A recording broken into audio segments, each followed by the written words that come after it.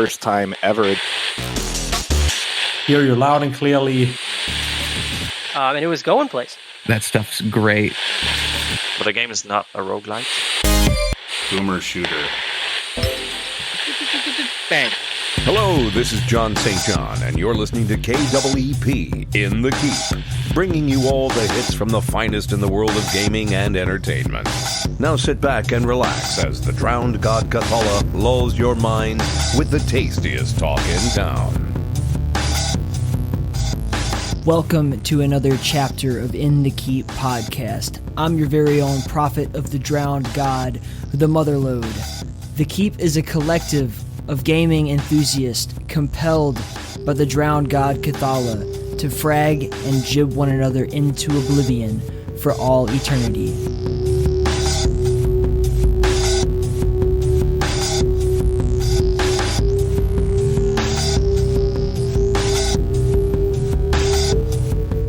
Alright, Jordan, welcome. How are you? I'm not too bad. Thanks for having me on. Yeah, doing good. So, I think I caught on to Conscript during the Dread XP's Spooky Showcase this past year. And oh, yeah. I was like, there's a lot of crazy stuff in there. And as always, I'm just like, okay, filling up the old Steam wish list here. Yeah. And when I came across the Conscript demo, I mean, it struck me because I can't think of anything more terrifying than being conscripted into the French army in World War I. Yeah. I mean, that's exactly right. That's why I'm making a horror game. Really, is to kind of, I guess, shed light on what it would have been like to be in that position. Because it would have been terrifying. Absolutely, yeah. I mean, I'm assuming because you're making a game about World War I, you got to be pretty into history. But I mean, World War I is, of all the wars ever, the most fascinating to me. And I'll say, people will be like, well, what are you into, like, history-wise? And I caught myself several times saying, well, it's my favorite war, which is the wrong way to word that. But of the wars that have happened outside of my control, which is all of them. You haven't started any wars recently? Or? Not recently, not this past week or anything, but it is just the most fascinating to study. And I mean, the French showed up day one, still dressed like they were going to go fight for Napoleon. Yeah, exactly. And right. Yeah. By the time we get to Verdun, it's like, oh, well, half our fucking country's dead. Yeah. And red pants isn't the best camouflage as well. That's what they learned pretty fast. Masks the bloodshed, I guess. Yeah. Maybe it was a good camouflage because it was so bloody. So what inspired you to just take that on? I've got to know. Like World War I in general? Well, I mean, what made you want to make it the setting for the game? So, I mean, early on in development, the thing about this game is that, I mean, none of it was really that planned. It just kind of happened, right? I always kind of knew I wanted to get into the industry somehow and make games. So I just started teaching myself Game Maker. And then kind of early on, I had this idea that, well, I knew I wanted to make a survival horror game. Mm-hmm. And I realized that there's a lot of untapped potential in so many different historical settings, really, if you think about it. It was just a matter of kind of settling on one. And I'm passionate about a lot of different history, but early on in development, the kind of idea that I had was, which looking back now, it's completely out of scope and completely unreasonable to even think that I could do this, but it would be that it was a survival horror game where you would explore different times in history. Like one level would be a World War I game, one World War I setting. Another level would be like World War II or whatever. But that's just kind of ridiculous and completely out of scope and would need way too many assets. And I realized, about a year or two in, that I needed to settle on one setting. So I was like, well, I mean, what was the most horrific and what am I passionate about, well, it's World War One. So that's why I kind of settled on that. And yeah, I mean, the potential for horror in World War One is just, it's like unlimited, really. Yeah, as I said, the most fascinating there is, and for a survival horror game especially, because it just everything about the story just kind of lends itself to the genre anyway. I mean, you do have limited supplies. You are in a really terrifying kind of setting. I mean, I can just imagine like your brain when you're like, all right, let's do it that way. And then, okay, well, here's how the lighting's got to be. And then, everything kind of just falls into place once you've settled on that. I'm glad you didn't do the, multiple timelines things. It would have been a disaster. Yeah. Well, less immersive in general. Yeah, like, okay, exactly. well, we'll just finish that. And now we're going to get in the old, what is the toll booth from? Oh, yeah. You're talking about Doctor Who. Yeah, Doctor Who. Yeah. Yeah, like it would. I don't know. I don't know how you would do that. Maybe you could do it in the future, or you could just keep making more games. No, it's a bad idea. Like I would never want to do that. I think it's important to kind of remain focused. Like you need a game needs focus. It needs focus. That's what's important. So I'm happy that I'm stuck with that. So this is your first foray into game development. Okay. Yep. Scary. It's been crazy, man. Oh, thank you, but it's been crazy. I've learned so much. I mean, I tell people that I've been developing this for like 4 years now, but really the first year was just me learning, so I can't really say that kind of counted towards development because that was just me learning. But I guess the start of my game development journey has been, it was 4 years ago exactly. It's been crazy. It's been crazy. But I do feel like I'm just lucky that I kind of took that step, and I feel like I've really found kind of what I was made to do in a way. I feel really happy that I kind of just out of nowhere decided to learn because, here we are now, and Conscript is a thing, and No, it's like it's always weird because there's two different kinds of like I'm gonna start making video. Excuse me, microphone. It's two different kinds of I'm gonna start making a video game. There's one where you're just like I have no idea what I'm doing. I just know that I want to do it, and then you just beat your head against the wall for 4 years until you come out on the other side with the game, which is fine. Like I've seen a lot of people do it that way and be very successful. But then there's like the professional way, which is like, well, I already know how to make a game, and I'm going to like draw out everything ahead of time, and like either way, the ends justifies the means. So if you come out with a great game, which I mean, the demo is absolutely fantastic so far, anyway, then cool. I'm happy for you, and I'm happy that it happened the way it did. Because I don't know, because you could sit here and say a lot of shit like, oh, I should have done this, or I should have that doesn't matter, man. Just glad you're here and in the position you're in now. Yeah, no, I agree. As long as, you're right. It doesn't matter how you get there. Just make the game and just finish it. Like that's all that really matters. It also matters how much money you spend on the way. That's true. That's true. That's also true. I was looking at my friends who's also making a game, and he is funding it all through Patreon. And I was like, well, how long is it going to take you to make it? And he's like, I don't know, like 5 years. I'm like, okay, let's do the math here. Let's assume your Patreon stays exactly the same. Like nobody joins it from now on. 5 years from now, that's going to be $34,000.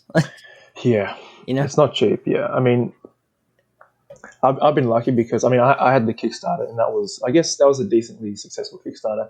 In hindsight, I think that the pandemic was probably the best thing that could have happened for the development of this game because, I mean, I didn't spend really, like living expenses last year were not high because everything was closed in Australia anyway. So I've been able to take that money a long way. And I think by the time development's finished, it will start eating into savings, but that's fine. That's a sacrifice that has to be made. So, and I'll see the return eventually. So it's no big deal. Confident. Yeah. I agree with you. I'm pretty sure this is going to sell pretty well. Like, Hope so. what were the motivations to do a survival horror? Like, was that always like your favorite genre? Did you play like Resident Evil? What were the influences there? I mean, yeah, it's always been one of my favorite genres, but I think I can't really remember what like the catalyst was for me to settle on that. I think at the time I was just playing a lot of survival horror games, and I just kind of, had this idea of this would be cool if it had like a history twist to it. Yeah, I can't really remember what the exact moment was, but I think I was just playing a lot of horror games at the time, and I don't know, maybe I guess there's more popular genres out there. I think at the time I didn't really realize that I was going to spend the next 4 years actually making something, because when I first started it was just kind of a hobby. But yeah, no, I'm glad I decided to make a horror game. Anyway. What were the games that influenced it, though? So, straight off the bat, I guess, classic Resident Evil. I've always kind of described it as the gameplay is more classic Resident Evil, whereas I guess the themes and the atmosphere and the aesthetic is kind of more Silent Hill in a way. But yeah, I feel gameplay-wise, it's close to the original Resident Evils, but I also do want to give it its own identity as well. I don't just want to kind of copy exactly what those classics did, even if they're amazing games. I do want to make sure Conscript ends up having its own identity, So where do you draw the line? Like, this is what sets Conscript apart from something like Silent Hill 2 or Resident Evil 1 or 2, either way. It's kind of the same game, just different setting. Yeah.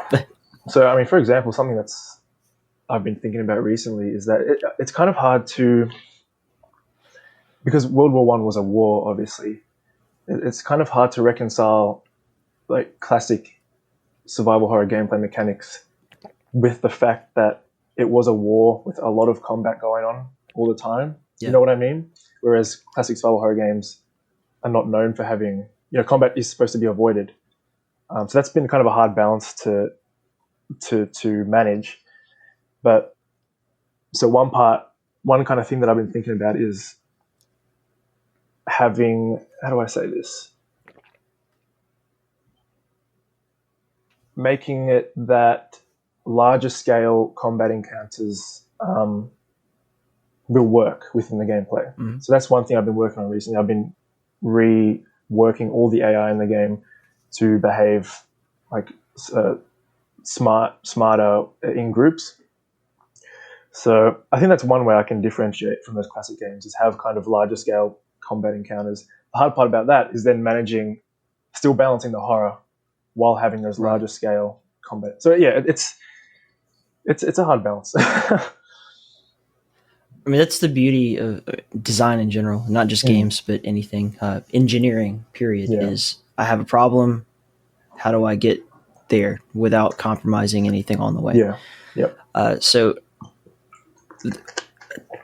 all of your initial concerns there when you talk about it, just again, I've only played the demo, so I'm not quite sure of everything you're planning for this, but it seems to me that you've successfully isolated it to like, it's in the broad scale of this war, but it's in this trench and during this time period. Yeah. So like I don't think it's important to, make it replicate actual warfare, but to paint the setting and then have the events unfold. Right. So, it seems like there's, I'm not sure, you can clarify on this, some sort of like kind of pseudo supernatural. God, that was the hardest word I've ever said in my life. Pseudo supernatural. I'm going to spell it now, but element going on with the German soldier, right? That captures you in the beginning, and they just seem so eerie and like, I don't know if it's because you said you're trying to improve the AI. Is it because they're not human, or is it like who knows? I am like purposefully leaving that really vague, because I do want to kind of link that in with the story. Okay. Yeah, but I'm happy with the vagueness that because some people because I get that question a lot. It's like, is it supernatural? Is it not? And I kind of just want to keep it vague, you know. That's the only right answer to that question. Yeah, like, I mean, that's what horror is. It's Exactly. the Yeah. fear of the unknown. Yeah. So what? Then we go to like. So I get it, the kind of influence of like the style of game, but what are the horror influences on you, and do they come from outside of games at all? I mean, I'll be honest. Like, I'm not really the biggest consumer of horror media outside of survival horror games. Like, I Just so don't really. people listening know, Jordan, he looks like he is gonna go play fucking varsity lacrosse or something. So does not look like a horror nerd at all. Well, I guess. Sorry to Thank you. I guess. That's funny. Lacrosse in Australia, like lacrosse that's the most vague sport. Like I think we played It is that to me once too. in like primary school. That's the one with the long poles with the It's hoops like a on the little end, net isn't it? stick thing. And yeah. I forgot that sport existed. Anyway, what was I talking about? The horror influence. You were Horror saying influences. Yeah, I'm not the biggest horror guy. Yeah. Okay, yeah. So, yeah, I don't really consume a lot of. I mean, I don't really watch movies at all for some reason. Okay. I never really have. So, a lot of people kind of ask about has this been influenced by like Jacob's Ladder or movies like that? And the truth is, I haven't seen those movies, so I don't know. It could be. But Have you seen 1911 or 1917? I haven't. Whatever the I fuck it's called? do want to. Yeah. You really should. Yeah. It's like a lot of people that when I show this game, they're like, "Oh, it's like that movie," and I'm like, Oh, you really? should at least you can breach away from any comparison if that's Yeah, your goal. yeah, It's a yeah, great yeah. movie. No, it's been like on my backlog, I guess, for a while now, but just haven't had a chance. But I do want to get to that. Yeah, so I guess for me, I mean, the main horror influences is just reading history, man. Like reading books, reading accounts by soldiers, reading poems, because like when I read those and I study them, that kind of freaks me out more than any kind of horror movie ever could. So honestly, I've been trying to make an effort to. It's hard because I'm so busy, but I've been trying to make a bigger effort to read a lot more recently. So I mean, yeah, my main inspiration has just been like books and studying history, really. If that answers the question. No, that's again. You keep like deflecting the original question and then answering with the only perfect answer for that. So like, Okay. yeah, there is nothing more terrifying than warfare. Yeah. Period. Yeah, It's and in the worst war that ever happened, nothing more terrifying than being French. So yeah. Where I would go with that is like, so which books? So what are you looking at? I mean, I'm reading right now a book. What's it called? It's called. I think it's called Where Poppies Blow, and it's about. And it's got this long subtitle about like British soldiers in nature, but it's basically just about how the relationship that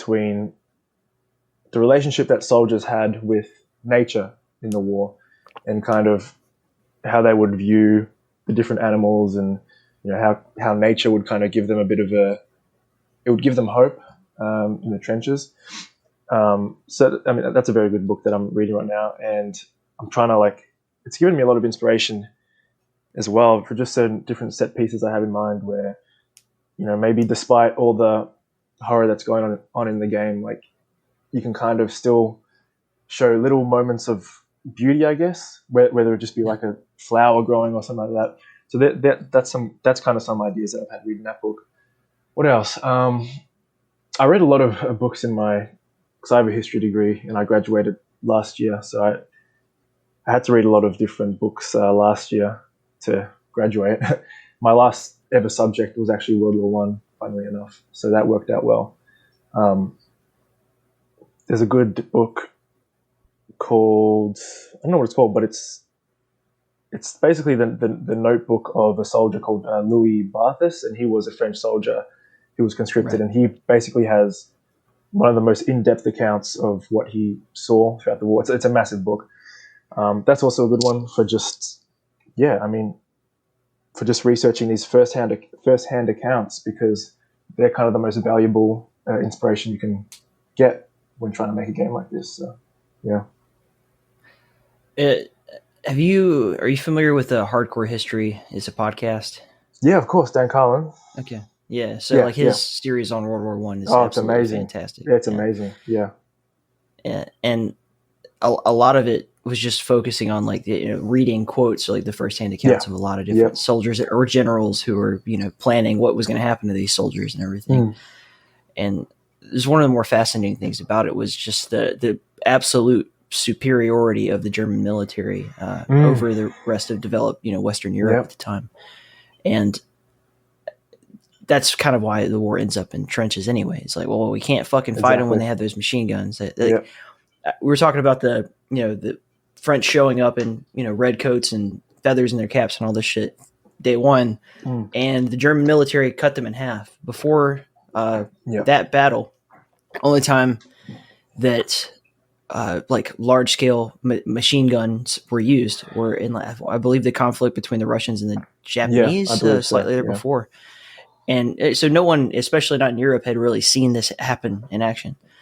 Yeah. And then obviously gas, which is actually a big part of your game thus far anyway, where I enjoy the fact that I'm forced to like drop the gas mask and then, oh shit, well, I'm going to need that. Let's go back and find it again and then traverse through this one area to find specific items. And you've done an excellent job of that, man. Thank you.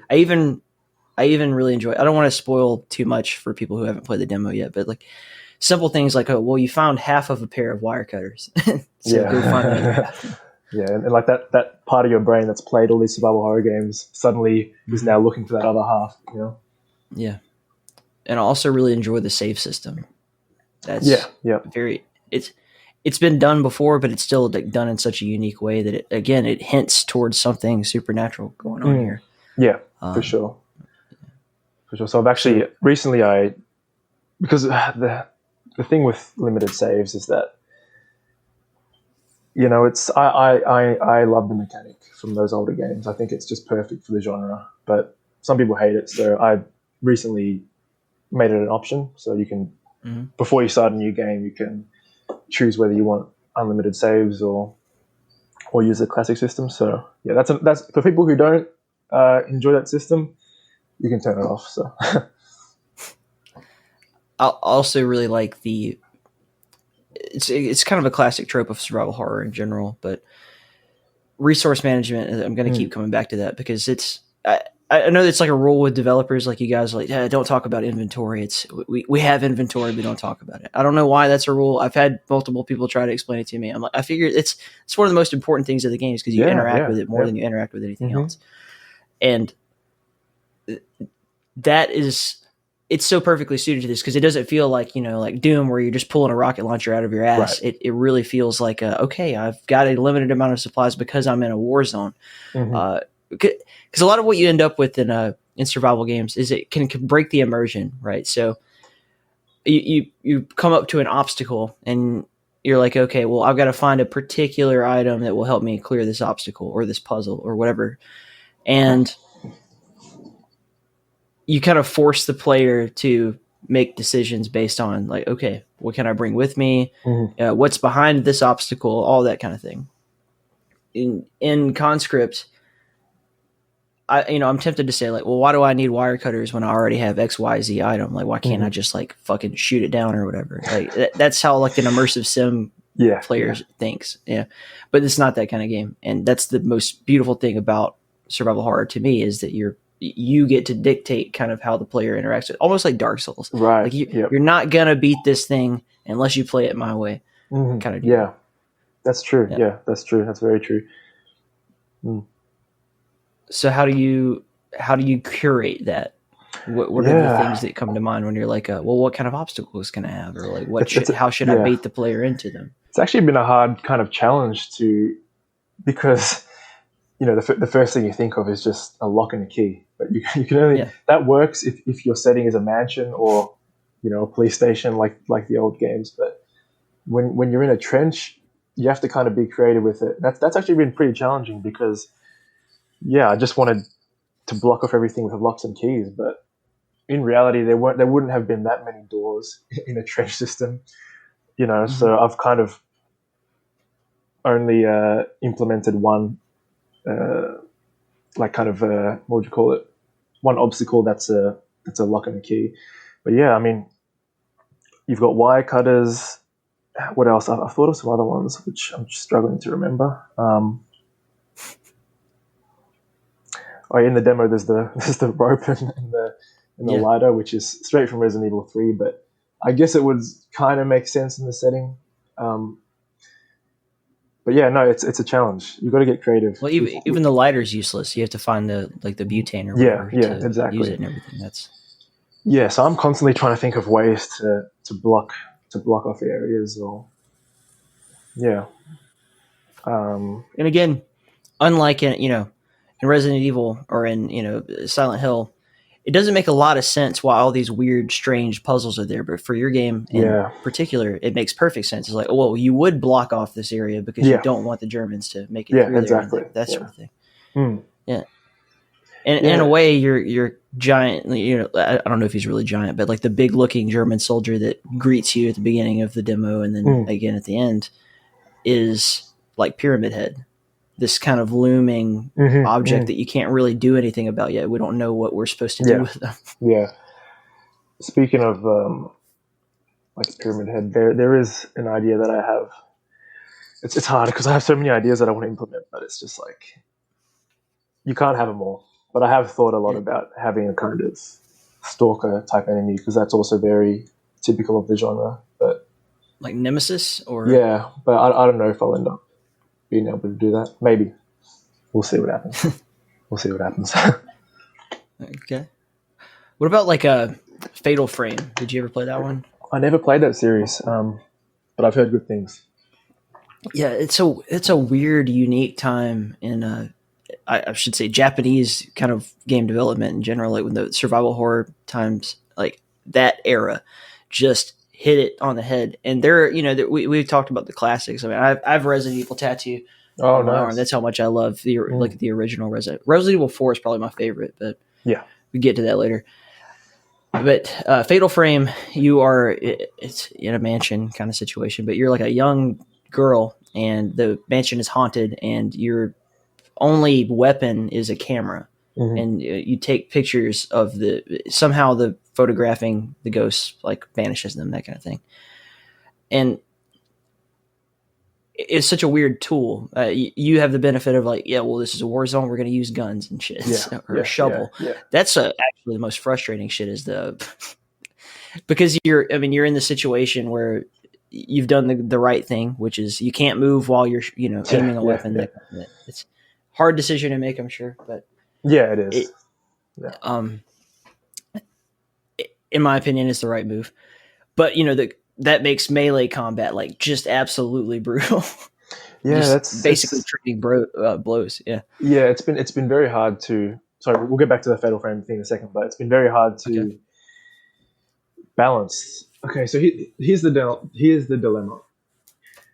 If you have a melee combat system in the game, like people are going to kind of expect that it's just as viable as shooting. That's just kind of what players expect. And when I first designed it, I kind of had in mind that it would be like Silent Hill or even Resident Evil with the knife, where it's not really like you don't ever really want to engage in that kind of combat because it's just going to be risky. That's why in the demo, you're always pretty much going to lose health.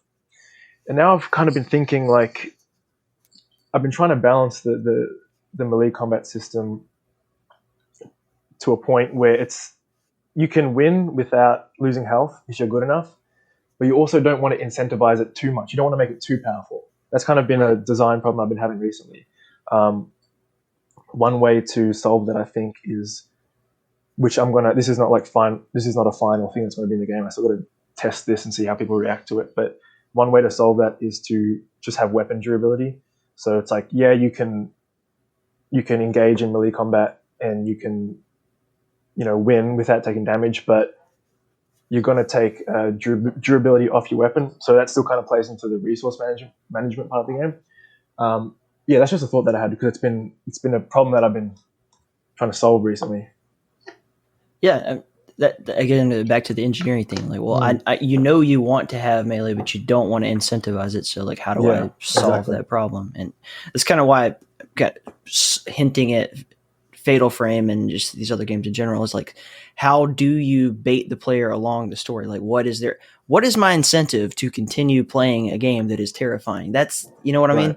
Like, I mean, what's your incentive to get on a roller coaster is going to make you throw up? Like, so in this case, it's kind of the air of mystery. Like, you're driving the story with, I believe, Andreas and Pierre, his brother, and it opens up with you, like, you've promised your mother that you're going to come home and all that, like, very emotional, like, very personal. And I can see that comes from you having read accounts of different soldiers. Yeah.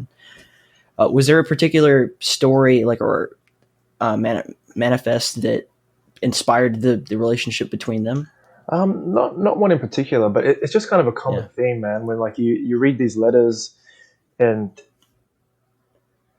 when you're reading a letter from someone who died, days or weeks after they wrote it, it's just heartbreaking. It's really heartbreaking. So, and that's such a common thing because I guess most soldiers died, really, or a large percentage of them. And so all those letters that they sent home, that person who they sent them to would never see them again.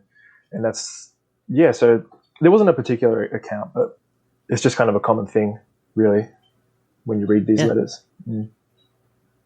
I mean, very real possibilities. Like, mom gets that letter, who knows how long after it was written, and then the commanding officer walks up to her door, like, the day after, and says, exactly, like, I'm sorry, but you're, that, who knows? Probably not the day after. It was taking a long time to get from France to true. or wherever they were. Yeah. I can't even imagine, like, consider, that this guy's French. Like, his mom's probably somewhere in France, like, send a pony. But if we had soldiers from all over the world in that area at the time. I mean, exactly. America, obviously. You guys, you guys performed outstandingly well in the war. Just a big pat on the back to the Australians. Yeah, we did. More so, well, we were on the Western Front, but our kind of cultural, what would you say, like, cultural remembrance, I guess, is a lot more focused on Gallipoli, that campaign. But yeah, we fought all over. That was Dan Carlin spent a lot of time kind of talking about the reputation of the Australian army and how you guys seem to have, I don't know if it's because it was a prison colony or just there's something different in the blood of the Australians at the time, but they show up and everybody else is like fucking I'm so done with this, like terrified, shell shocked, and the Australian soldiers were like gallows humor kind of guys. They walk up to a dead body and like, how you doing, mate? Like, I mean, we're still like that. So nothing's really changed. Nothing's changed. Mm-hmm.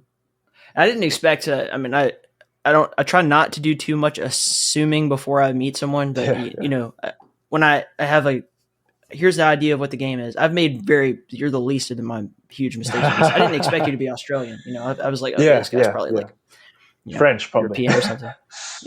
I don't know, maybe. And I mean, I did that with who was it? MK Schmidt. He's like one of my favorite kind of recurring guests on the show, and he's made Paradox Vector and some other like Star Explorers, like these really beautiful kind of like retro sci-fi games. And I'm expecting like a teenager. He's like a 50-year-old man. He's like my mom's age. Yeah. I mean, I dig myself into these trenches all the time. Game you can never really. That's what I've noticed. Like developers are just so diverse. You never know what you're going to get. So I guess that's part of the fun. Yeah. So like when you were deciding on the setting too, we're going to keep circling back around Yeah, no, it's different all good. topics. It's okay. But like, as an Australian dude, like what was your, like, how did you pick? Like, okay, let's do France. Like, I don't know. So, like just, yeah. So the story is, originally, if you actually go back far enough on my Twitter, you will see that the protagonist was originally English, or okay. at the time he might have even been Australian. I hadn't really decided, but so there are a few reasons that I settled on Verdun, and most of them are actually kind of gameplay reasons, as opposed to like any kind of personal attachment I have to that battle. Because I mean, I find it really interesting, but I don't really. I'm not French. I don't have any French ancestry or anything. But so one thing was actually, I found that the French uniform would have made for a way clearer player character, because it's a pixel, it's a low res game. So when I had the green, it's genius. Yeah, when I had the green English uniform, it kind of didn't pop out enough from the browns of the trenches. You know, it was just kind of, it didn't pop out enough. So then I started researching other battles, and I'm like, wow, the French had this bright blue uniform. This will actually lend itself better to having a playable character, because also I guess blue is kind of, I guess, a heroic color in a way. Like a lot of heroes kind of have that color.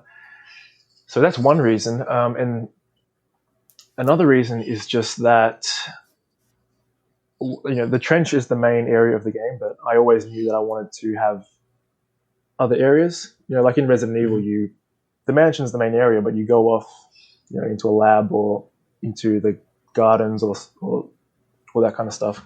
So I knew I wanted to have different areas.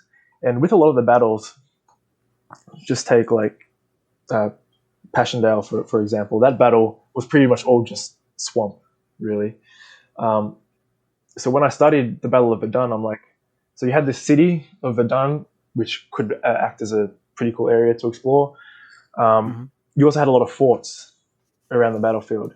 And I felt like those forts could also make a really cool area to explore. So, yeah, the reason I settled on Verdun was mainly for gameplay variety, really, in the different areas you could explore, and also, the blue French uniform. Funnily enough, they're the main two reasons. Yeah, it's another interesting thing about like trench warfare in general is, let's take it, like I said, in general, but like, let's take it to like a general officer's perspective. Like how do we fight this war? In all conflicts, I mean, like you're trying to take your enemy's territory and push them back down the line. But when you take over a trench, right, you are taking on the infrastructure that your enemy, or possibly you months ago in this situation, you know, had laid in place. And, you know, whatever supplies they happen to have, or you have to move your front up behind you. And that's one of the interesting things, is that I'm going to keep trying to like dig. I'm going to find different angles to dig into your strategy for baiting people into this. But that, you know, you're in a trench that is essentially being taken over currently, or has been, by the Germans, and they're going to then have to kind of go in, and everything that they've gassed, they have to either block off or clear out. And it seems that that's already happened in the story. Like that's what you've done previously. Yeah. And deal with whatever, you know, you've left behind. And you mentioned like the bases and the bunkers that are kind of set up. You got to make do with what you have. And you don't know where they left the keys. You don't know if they're on some dead body that's halfway out there in the middle of the field. And was that part of your intention? Did you plan that ahead of time? Not entirely. So the trench in the demo is actually, well, I guess you're right, really, because at the beginning of the game, it's a French trench. But I've never really thought of the idea that it could have been a German trench beforehand. Although I do think, because I'm trying to like map out the battle in my mind now, I do think that trench in the demo would have stayed French since before the demo. But that's kind of a cool idea, where, because I do have an idea where later in the game you stumble upon the German trench over no man's land. So that's kind of similar to what you're saying, where now you're in the enemy trench and yeah, you don't really know where anything is. You suddenly got to use their weapons. Yeah, I've never really thought of it like that, but I think that's a good idea, or a good kind of good idea. I feel like I'm a little too galaxy brain here. Like I'm kind of overthinking it. No, I like it. It's I like it. The most I like fascinating topic ever. Mm. So, all right, we got to figure out a way into this. What's my motivation? Like I'm this soldier. I want to go home and see my mom, but like, is it just are you? Because one perspective is just it's purely the gameplay, like it's just solving the problems or like figuring out the mystery. But like in your mind, how are you motivating people? Well, like you said, story is a big thing, but I mean, I have no like writing's hard, man. Writing's hard. Like that's what I've realized making this game is that I never realized how hard it is to actually make a good story. So that's been a challenge. Trying to write a story and even just write dialogue that is good enough to make the player want to continue just based on that alone. So hopefully I accomplished that. I hope so. But if not, there's always the classic survival horror gameplay that most people who are going to play this game love anyway. So that's kind of an intrinsic way that they're going to want to keep going. And like we kind of said, I'm kind of lucky in a way because me personally, I find that the setting is so interesting that's enough of a reason to want to go through the game, is to just explore how fucked up this war was and what people had to go through and what were the conditions like that they had to survive in. And yeah, I mean, I'm lucky in a way because I'm lucky that I settled on that, because I also think that World War One has kind of a really strong. There's not many World War One games, but there is kind of a niche of people who really like the people who love World War One love it. They're like they completely nerd out about it, like I do. So, yeah, I think the setting is a good motivator as well. How much research did you put into like the available weapons and supplies, like rations, these kinds of things? So I do try to. I mean, this is the old kind of dilemma. It's like how much game do you sacrifice gameplay opportunity for historical accuracy? That's always a balance that I'm kind of trying to manage. For example, you can find an American shotgun in the game. I think that's in the demo. I can't really remember. I'm pretty sure it is, but that wouldn't really have been in Verdun during that battle. So that's kind of one. But then it's a survival horror game, and I feel pressured to have this really satisfying shotgun to use, because every good survival horror game has a shotgun. So it's really hard keeping that balance. But I guess you could find some way to justify its existence, like maybe an American, because there were American volunteers in Verdun. Maybe one of them came over and left it there or something like that.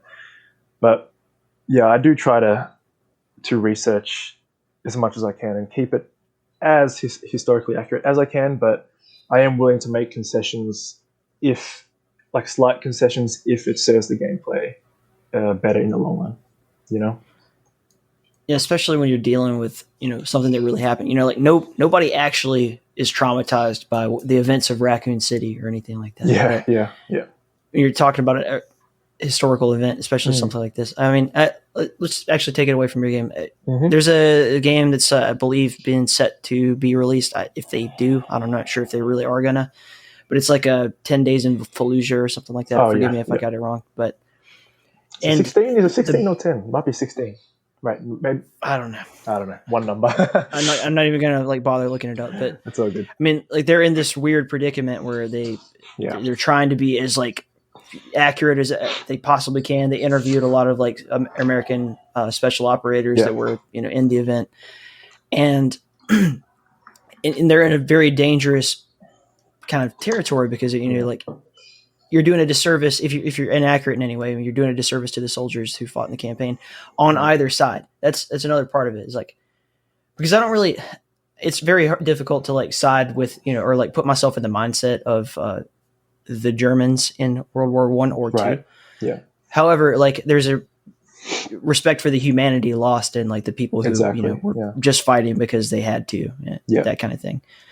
And in a situation where you're talking about like Fallujah, especially, I mean, they're in a really difficult situation where it's like, okay, because I believe the way that they're planning this is that, like for a lot of the game you're playing as soldiers, but for part of it you're playing like as an Iraqi guy and is trying to get his children to safety and all this kind of thing. And I'm like, well, who are we servicing here? Like, who are we trying to represent accurately and all that kind of thing? And I don't really, that's a whole different topic for a different day, but in your situation, if you start making like these giant concessions, you're in danger of like, my grandfather, told me like that kind of thing. Well, yeah, I guess with Fallujah, I mean, that was 2006.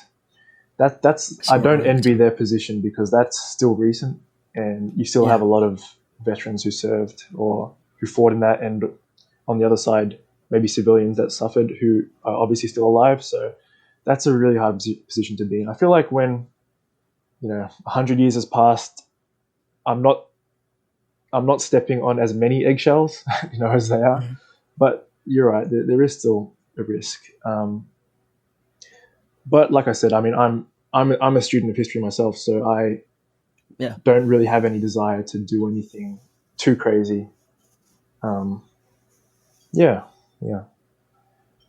it's one of those weird things about history is there was like Dan Carlin, I think, posed the question, like, how long before people start talking about like Adolf Hitler in the same way that we talk about Genghis Khan or something like that, or Alexander the Great. These are people who did do mass genocides and were awful in a lot of ways, but now we kind of just talk about them in this very academic sort of way, like like these are the things they did, and it's all so far in the past that it doesn't affect anybody too much anymore. I mean, I hope we don't ever talk about Hitler that way, but it's an interesting thought. The day will probably come. Yeah, it's an interesting thought. I mean, 200 years in the future, that's probably what will happen. I mean, there's no real avoiding it. Now that I think about it, it's an interesting point. Yeah, have you actually? If you're, I guess you probably would be pressed hard to find like a World War I veteran, but have you talked to veterans or anybody? Like, no, never. That's something I would love to do. I mean, I watch a lot of videos on veteran stories, and one day in the future, I have this vision where if I'm successful enough, I would love to kind of, I don't know, maybe make a veterans foundation. I want to do something for veterans. This is just a thought that I have, like, if I'm successful enough. It's kind of like a dream that I have. That's something I'd like to explore, but I haven't for this game. But I mean, obviously you can't find any World War I veterans. Are there any that I don't think there's any that are left? Not that I'm aware. That's what I'm saying. Like, but you could potentially talk to someone whose dad came back from the war. I don't know, just like anything to kind of get in the mindset, and it's very difficult. Yeah, I'd love to, but I haven't. I haven't personally. No. Yeah. So there's like this famous sort of, I believe it was like a kind of behind the scenes thing with Lord of the Rings, and Christopher Lee was, I believe he served with the Finns. And then also came back and served with the Brits as a pilot, like a fighter pilot. But they're doing the scene where they're going to stab the guy to death, right? And Christopher Lee's like, no. And he comes up and he's like, you wouldn't do it like that. You do it like this, like that. Like it wouldn't sound like that. It would sound like, and having that kind of resource is kind of invaluable. I mean, it's a fantasy world, but I mean, to serve here's a guy with real close combat war experience to talk about how we're going to do this killing scene. Yeah, it's crazy. It's interesting stuff, man. Yeah. I'm surprised he was so, I guess a lot of veterans are different. Some never want to talk about anything that happened during the war afterwards. And I guess then you have guys like him who will correct the technique of stabbing someone. Everyone's different. Yeah, I mean, my great grandfather was on the Japanese front in World War II, and that's all I know.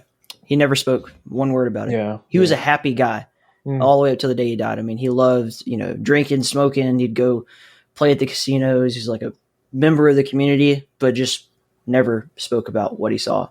So, and we'll probably never know. Yeah. But it's wild. I mean, I don't have any. I actually don't have any family that served, but I can imagine. Yeah, it'd be hard to talk about. It wouldn't be easy at all. So yeah. So ultimately, then we got to transition into the actual development process and like the logistics around it. Mm-hmm. So you've already got a wish list on Steam and GOG. Congratulations on getting into the GOG club. I don't know how Wasn't easy. and you've also won quite a few awards with this thing. But you're just a one-man crew with this? It's just you? It's just me. Just me. Just me. There's nothing else to say, really. It's just me. So how are you funding all this? So right now it's, drug money? Yeah, my secret drug dealing business on the side. No. So, I mean, before the Kickstarter, it was all, I mean, I was working on it pretty much not even really part-time, just whenever I had time, I was working on it since 2017 or whenever it was, because I was also finishing uni and working and doing life stuff. So anytime I would have a spare time, I would just devote towards it. The years went on, and so during last year, I was like, all right, I kind of always knew I wanted to just go the Kickstarter route, because it would be a good way to just kind of keep my independence for as long as I needed it without signing to a publisher before I was really confident that I wanted to do that. So last year, I kind of knew last year was the year I wanted to do the Kickstarter, and then the pandemic hit, and I was like, all right, now I've got a bit more time locked inside, so I'm just going to put everything towards the Kickstarter. That was in July, I think. So that ended up being, decently successful. And then ever since then, really, it's been pretty much my whole life. It's been, I mean, if I'm not on the computer here working on it, I'm either running or all I do is like work on this, or I'm big into martial arts. So I'm either here working on this or I'm doing martial arts. So that's all I do with my life. Which martial arts are you kind of focused on? So everything. I do MMA. So I've been doing like Muay Thai since I was 18, and also BJJ, Brazilian Jiu-Jitsu, and boxing, wrestling. Yeah, I try to do it all. Yeah. Yeah, I recently did an interview with the guy that's making Retromania Wrestling, and so we had like a whole long conversation on just fake fighting. So really, I could go on. If you want to talk about fighting, I can go on for hours. Dude, that's my passion. Yeah. It's your show. We could go, and I've done 45-minute long interviews. I've done 3.5 hour long interviews. It's up to you. But actually, that's interesting stuff, because it kind of you have at least some vague familiarity with what it takes to like be toe to toe with someone, right? Like to be in a combat type situation. It's not necessarily in the trenches of World War I, but like does that influence your mindset at all? And talk about your background with it too. Well, I think martial arts in general has evolved like exponentially since, as everything has, but I think it's kind of hard to draw comparisons to trench fighting with knives and clubs and everything that they had, but because I really like modern martial arts ever since the start of MMA in 1993 and the advent of Brazilian Jiu-Jitsu. That's kind of where modern martial arts was born. So anything before that is kind of hard to relate to in a way, if that makes sense. Because fighting today, if you watch the UFC or you watch any combat sport, it's so different. But so I don't know. I did want the early in development. There was a part of me that was like, you should have this, you should implement this kind of melee system where you can take people down and you can mount them, and well, that's too hard, and it wouldn't really serve the gameplay at all. So that was just a thought that I had early in development, but didn't turn out that way. But it's like, does the killer instinct exist in there? Do you have an idea of like, okay, if I were in this situation, this is how I would handle it? I mean, look, for me, martial arts, what it does for me is it's not really anything to do with the game itself, but it kind of instilled the discipline in me that I needed to see this project through. It's kind of taught me, because I've had a few amateur fights now ever since I was 18, and I do want to fight again MMA in the future, but right now Conscript is just going to have to be my main priority because it's so much work to be done. But after this game is done, I do want to start competing again, because what it does for me is it just instills discipline in me. It kind of is a reminder that it doesn't really matter kind of what happens in my day. Like, there's work to be done on the game, and I have to do it. Doesn't really matter what's happening. That's kind of the lessons that I've learned from martial arts since I started when I was like 17, 18. Yeah, that's how I would say it's helped me the most. Because you need to see I know like you would understand because you're around game development, but it's really hard to put into words to people who maybe are just gamers or just consumers. It's really hard to describe how much work actually goes into making these games. It's, especially as a one-man team, it's like, it's unfathomable for a lot of people. You know, it's a lot of work. So you need discipline to finish a game. Otherwise, it's just never going to be finished. So that's how I feel martial arts has helped me in my life and in game development. Yeah, it's a very humbling experience. I'm nowhere near your level on any of this stuff, but I practiced Shotokan karate for quite a while when I was, like a kid. Like, well, I don't know, that looks cool, that kind of thing. And then obviously I have a pretty good background in wrestling, but the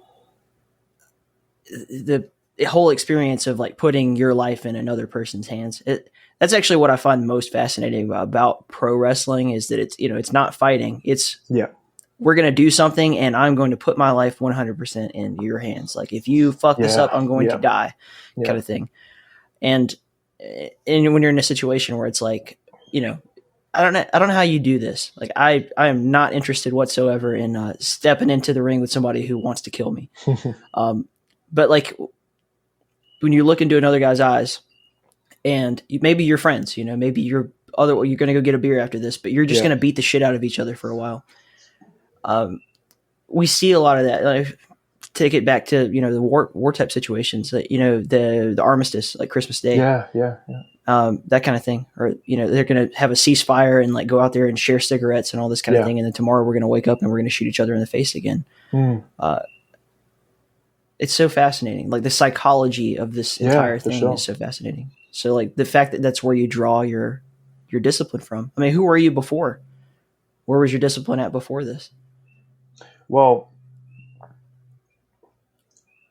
my life before I started development was martial arts. That's all I did. I mean, I still train pretty much now that I'm in like kind of approaching the final, not the final stretches, but I'm approaching, like, I can see the finish line with Conscript now for the first time. Like, there's so much work to be done, but I can see the finish line for the first time. You know what I mean? So now Conscript is my main focus because, it's just so important to me. But throughout most of development, I was still training 4 or 5 days a week. Actually, back in December, in January, I was training for a fight. I wanted to fight in January because gyms were opening again in Australia, because we haven't really been dealing with coronavirus for a few months now. And I wanted to fight. That turned out to be a bad idea. Well, the fight got cancelled in the end, but it was so hard to balance. What I learned is that you can't balance training for fights with also trying to put everything into Conscript or put everything into something else that you're passionate about. Because when you're competing in martial arts, it's like it has to be your sole focus, because at the end of the day, you can get pretty badly injured if you're not focused enough. And so it was really hard to balance throughout, especially when you add in. So you said you wrestled? Again, pro wrestling. I don't have any idea how to really fight. You would kick my ass in 5 seconds. No, I just assumed because in America, you guys have like the college or the high school wrestling system. That's kind of just so. Yeah, so I grew up in the Southeast, and it is not a thing there. Collegiate wrestling is just not a popular sport in that area. If my high school had offered it, I promise you I would have done it, but it wasn't a thing.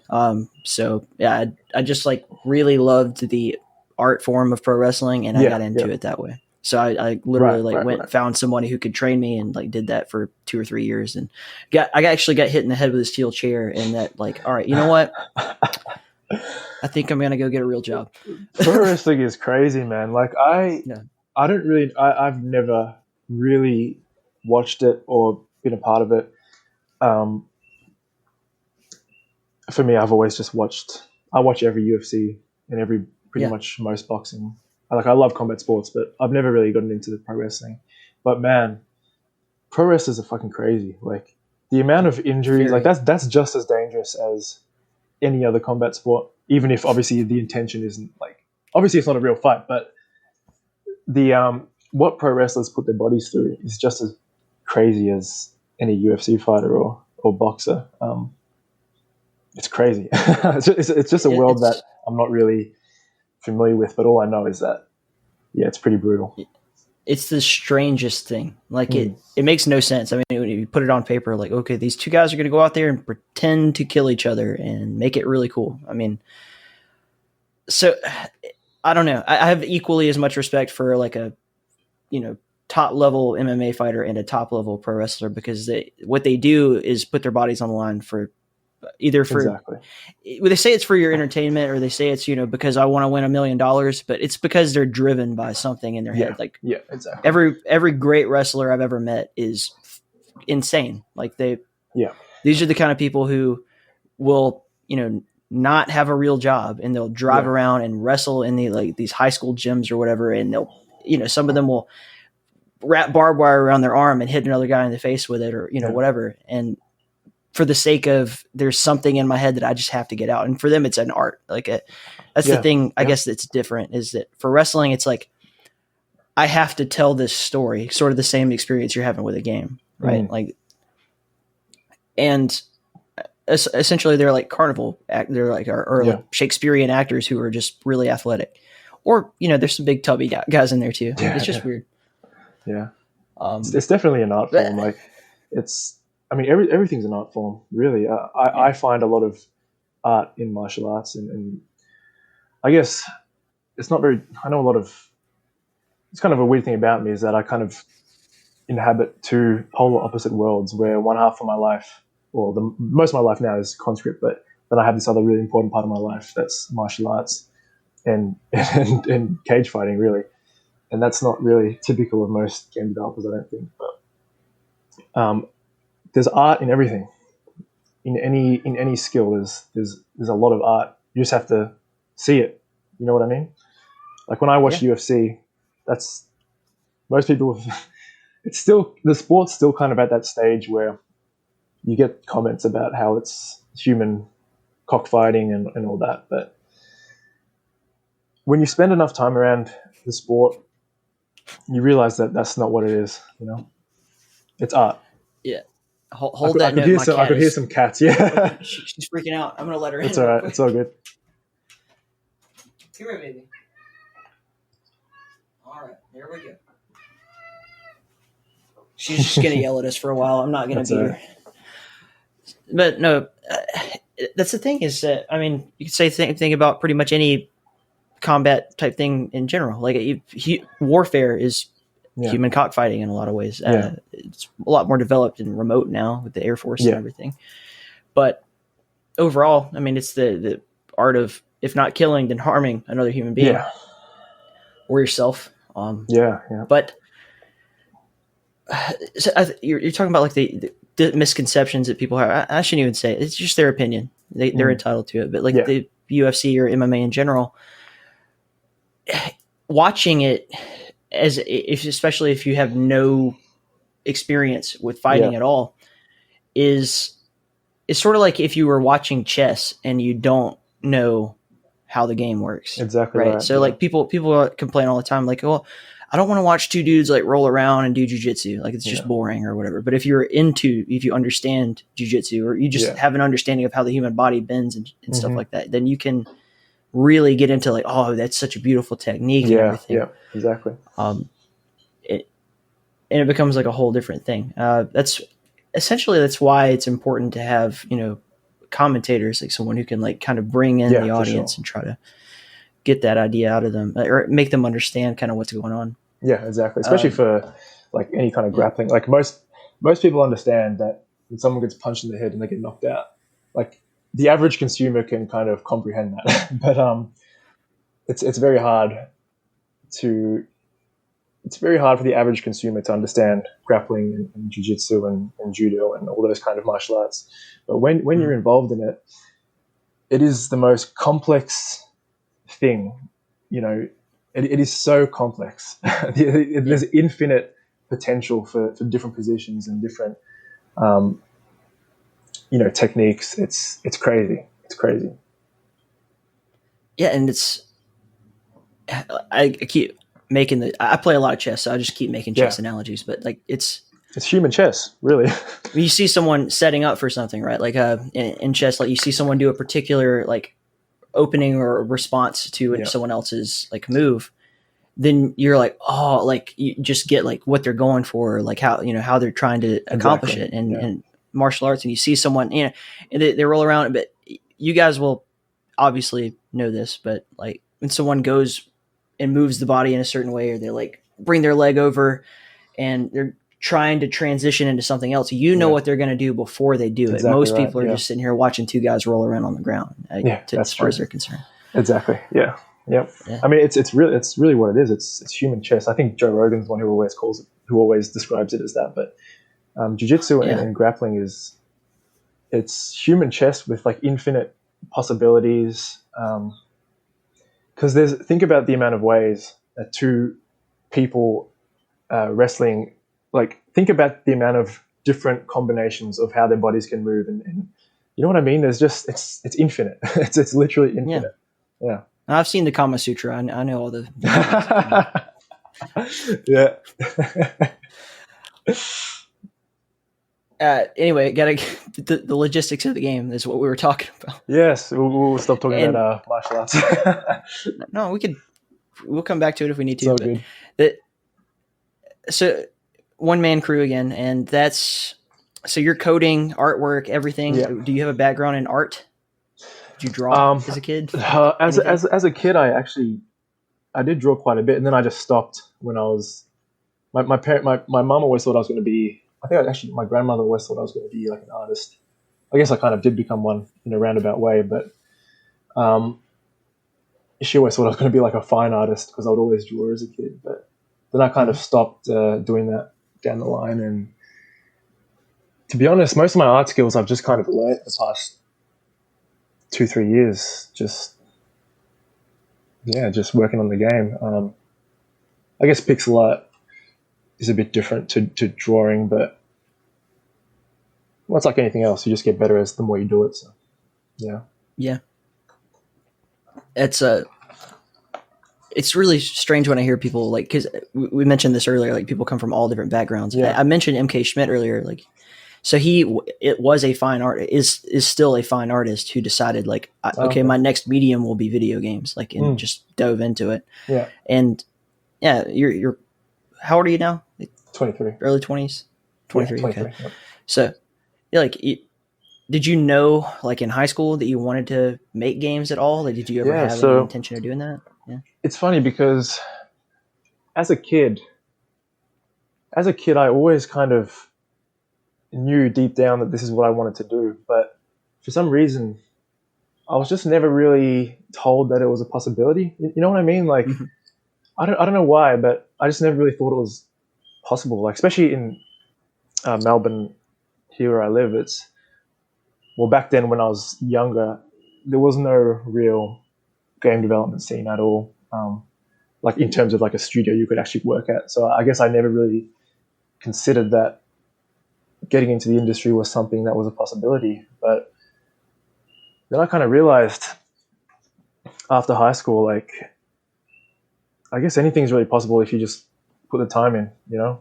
There's a million different avenues and a million different ways, but it's kind of, you know, I guess it's worked out for me a little bit now in hindsight, but at the time I kind of wish I had just started learning a bit earlier because yeah, I always kind of deep down knew that something that I wanted to do, but I just never really took the jump, I guess, until I was like 19 or 20. So yeah. Yeah. I mean, when I was growing up, I never thought I would be like interviewing people in Australia. Yeah. You know, that's True. like, we mentioned quite a few times, like how the pandemic has kind of jumpstarted. It was already happening, but like jumpstarted this whole thing where like game development can be done remotely. Like, exactly. And independent developers are actually, it seems, doing better about it than, you know, like AAA studios, because you know, you never had an office in the first place that you had to go to. Yeah, that's true. So that's true. Yeah. Oh, I've got to stay in my room all day and just do this. Like, cool. That's what I was doing anyway. And in your case, you're solo. Like some people are, you know, small teams and everything. They were already just working on like Discord chat and that kind of shit. Trello or whatever. Yeah. And yeah, it's actually like hugely beneficial for me. It's strange. Like I just, like I said, I never envisioned this would be something that I did, but because of like how quickly Zencaster, the service we're using right now, usually charges quite a healthy sum of money to be doing this, but they're like, well, pandemic, great time for us to advertise our services. Right. So now they're like, video podcasting is free, that kind of thing. Yeah. And we have these opportunities. Like I've met, it's weird when I talk to like just my friends and shit in general, like in real life. And I'm like, well, what do you do? Well, yesterday I talked to a guy in Australia. The day before that, I talked to a guy in Germany, and and it's like that. I have all these like pretty deep relationships with people that I've never actually met, and I wouldn't have the opportunity to do that without technology. Yeah, for sure. It's definitely one of the positives of last year. And I know, obviously in the States, you guys are still dealing with it pretty badly. We're very lucky here in Australia where it's pretty much non-existent at this point. We did all the lockdowns last year, but at this point, it's pretty much life as usual. So that so many more people. Yeah, I know. It's hard to compare. There's more people in like Los Angeles than there are in your entire country. Exactly right. Continent. Yeah, that's true. But yeah, I guess that's that is definitely the positive of last year and the pandemic, is that you can communicate with people around the world. You know, it's always cool. Are there any people that have like really helped you along the way, like to kind of figure out different things and the different aspects of the game? I mean, to be honest, not really. I mean, I don't really. I kind of wish I had like a mentor or someone in the industry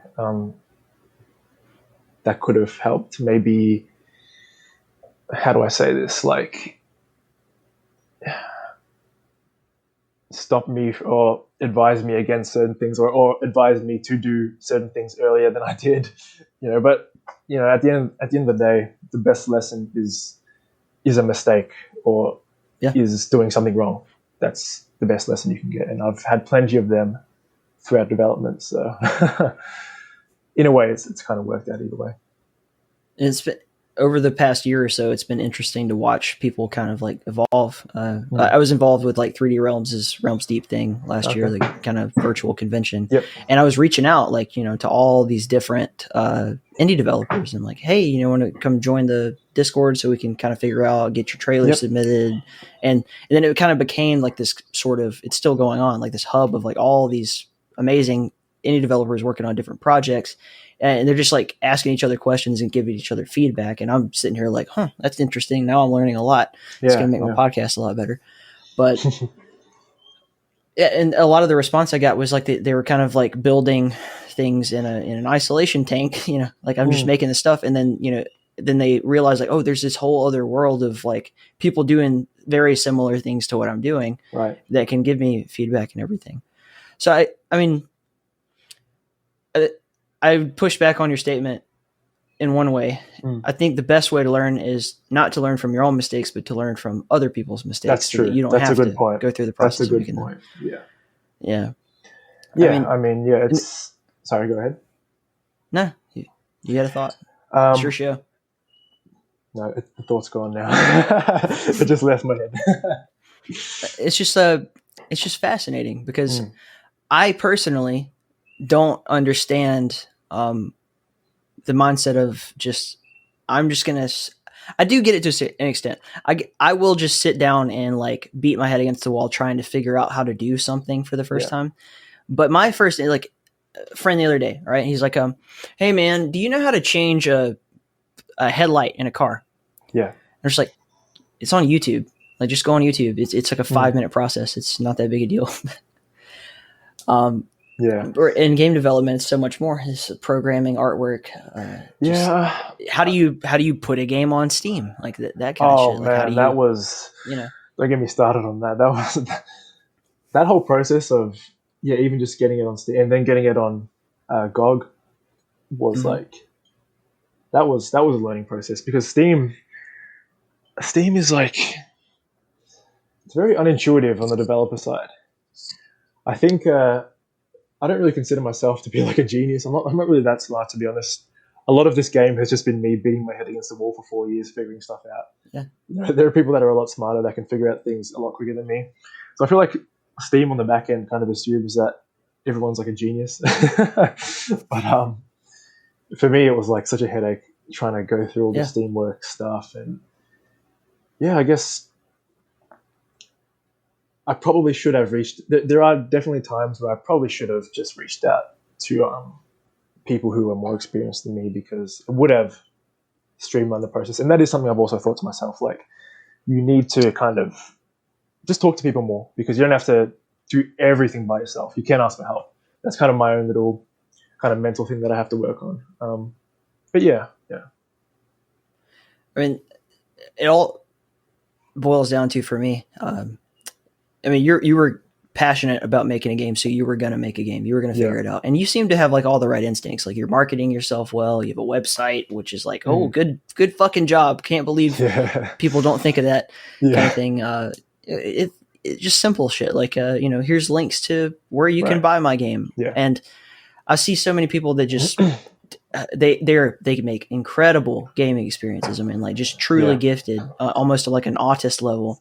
Yeah. But the concept of like selling their product does not occur. Like, does not occur, or just handling the finances around it. Like, for sure, that's a whole nother part of the process that you have to learn, whether you like it or not. I mean, my worst fear is to have put 4 years or 5 years into this and then to just release it to nothing. That's my worst fear. So that's why I've tried to do the best I can. It is very hard as a one-man team. Like, down the line, I'm most likely going to have to get help from a publisher just to sort all that stuff out for me. But there is a lot that I can do now and that I have been doing that will make a difference. You just have to commit to just kind of, this sucks. Like, no one likes marketing. No one.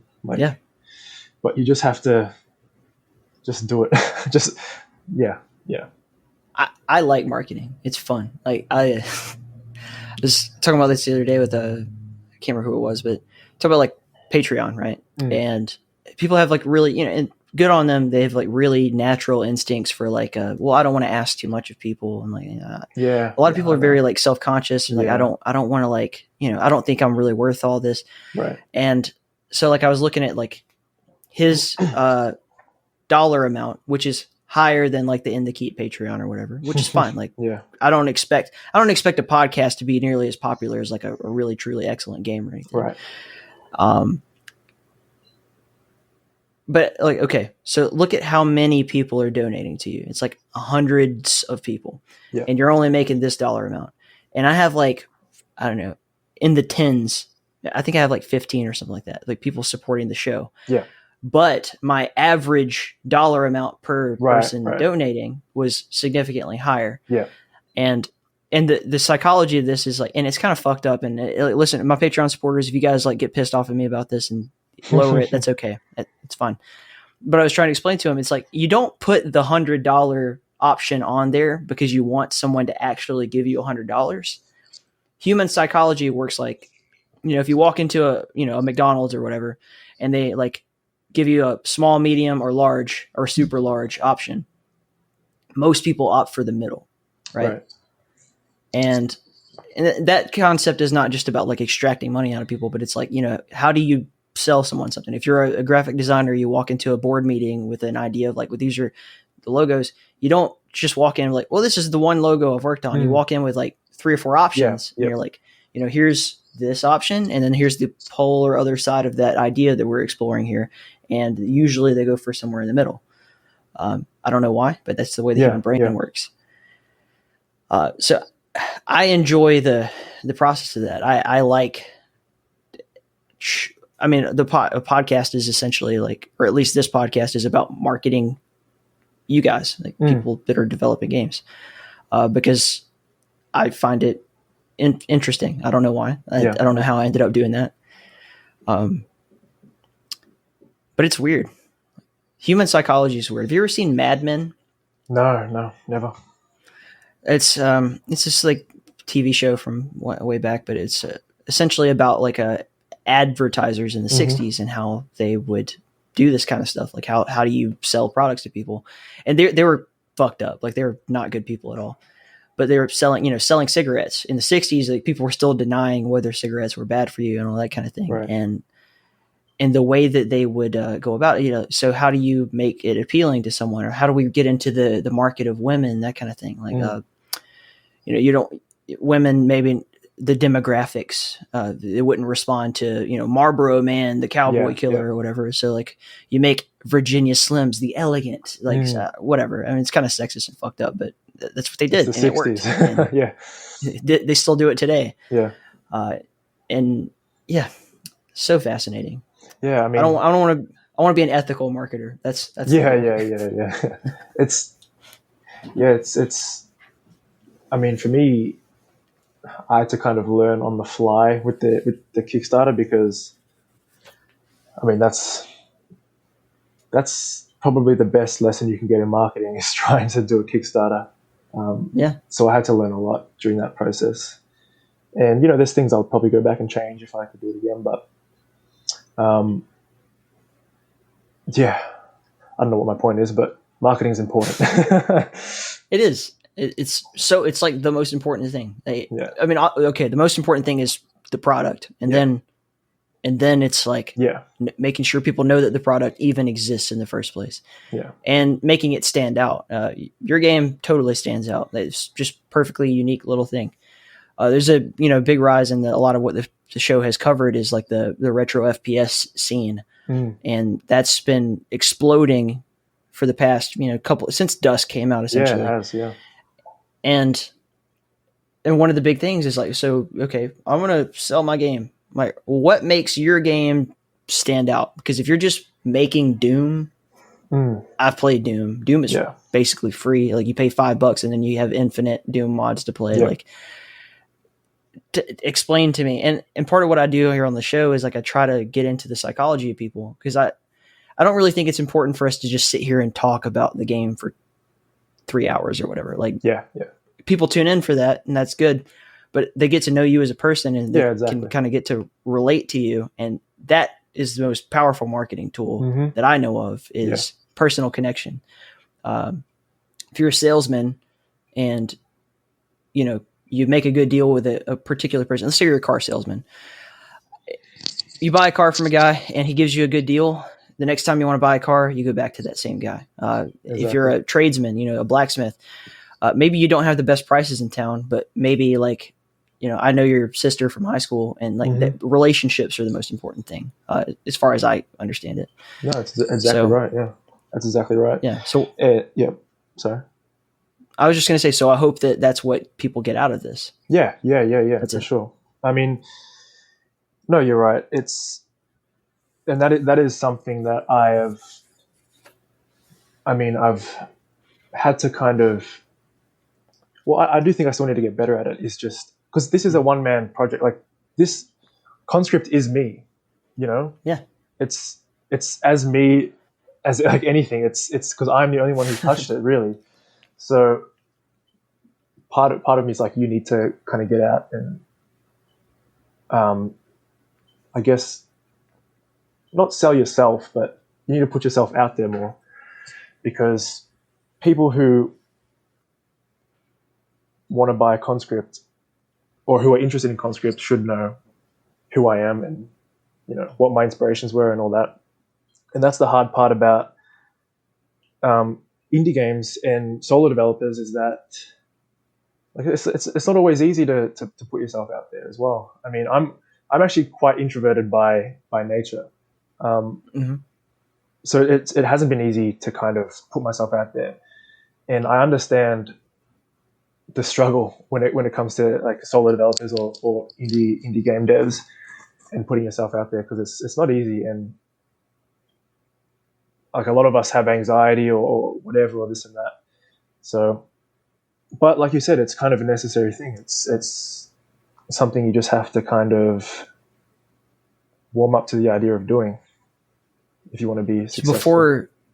Before you got into the martial arts, like, were you kind of like shy and introverted and everything, like no eye contact kind of thing, and then built your confidence up? That's good. It's funny, man. It's really funny because we're about to go deep, but I was the most insecure kid like you could ever imagine. From up until the time I was about 15 or 16, like I was so insecure. Like I was never really bullied or anything. Like I had a good relationship with people in my high school, but I was always like the last kid picked on the sports team. I was so unathletic. I spent my whole childhood playing games, which was good and bad because it's inspired me to do this now, but it's not good for like, you got to leave the house sometimes as a kid. And but yeah, when I started martial arts when I was like 17, 18, that was kind of a big turning point in my life, and it kind of taught me that it just taught me how to rely on myself mentally, you know, putting myself out there. And kind of when I was 18, like I competed a lot in like amateur Muay Thai fights, and doing those like really taught me a lot about myself and gave me a lot of confidence. And I mean, that's why I still try to do the martial arts. And, you know, when the time comes, I want to compete again, because I feel like it's just kind of a reminder to myself that like you can leave that insecure kid behind. You know what I mean? Yeah. Yeah. That was deep. That's beautiful. That's good. That's what we want here. Yeah, Trying to get in there. I can relate in some ways. I never had a problem being in front of people, right? Like I've never had an issue whatsoever with like performing or talking in front of a crowd or anything like that. And I do have a lot of formal training on it now that I'm an adult. Yeah. But I was like never like a big or athletic guy growing up and everything, until I was a senior in high school when I decided like, I'm going to just fucking hit the gym every day. And like, I have to be, you know, relatively big if I want to be a wrestler, that kind of stuff. And when you have a focus, like a singular focus, a singular discipline that you're really obsessed with, everything else just goes out the window. Right. Like, so yeah. I don't know what it is, but especially martial arts in general, like I've heard that story a lot. Like Joe Rogan, I believe, tells that story quite a bit. Like he was very insecure and like kind of abused in his house. And it was just like the one thing that gave him, I'm good at this. Like I have something to be confident about. Yeah, exactly. Right. Yeah. I mean, I suppose that could be anything. Yeah. I find that like, I mean, working out it's good and all, or doing martial arts or whatever, it's good. But what more so than the health part of it is just the discipline. Because if you're disciplined in one area of your life, the likelihood of it kind of seeping into everything else is high. Mm-hmm.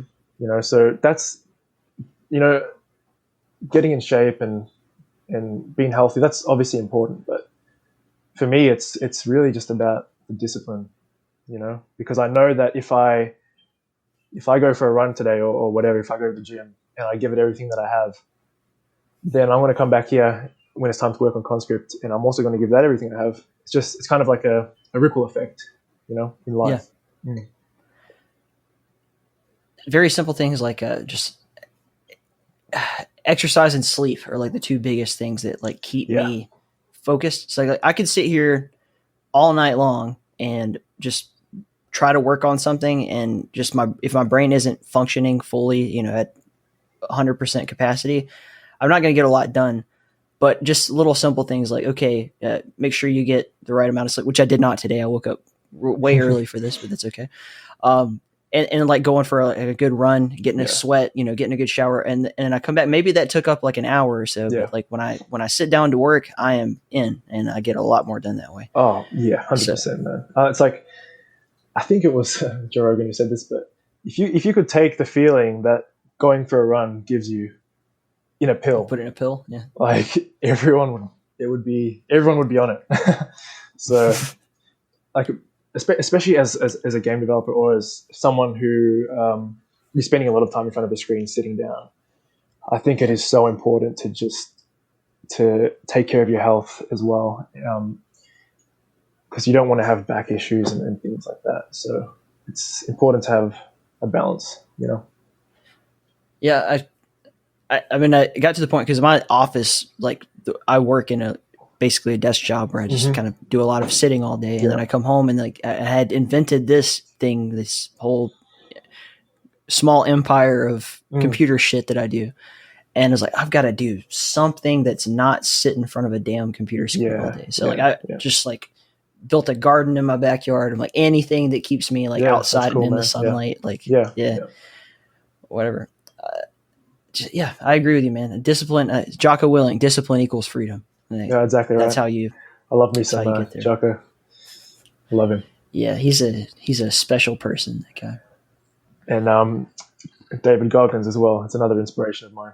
You know Goggins? He's self-destructive. Crazy. I will say he is motivated to the point of like he could probably turn it down a notch, but it's still inspirational. He's like not taking care of himself. That's what scares me. And I have like the utmost respect for the guy. It's just like that can't go on forever. There's an end to this. Yeah. Was it trajectory? Exactly. I mean, the miles he puts in are just unbelievable. Like that, the human body can even withstand that. But I mean, I only run like usually like 10 kilometers, which is like 5 miles maybe. 5 miles, something like that. I can't even fathom doing an ultra marathon like he does. That's just crazy, man. Crazy.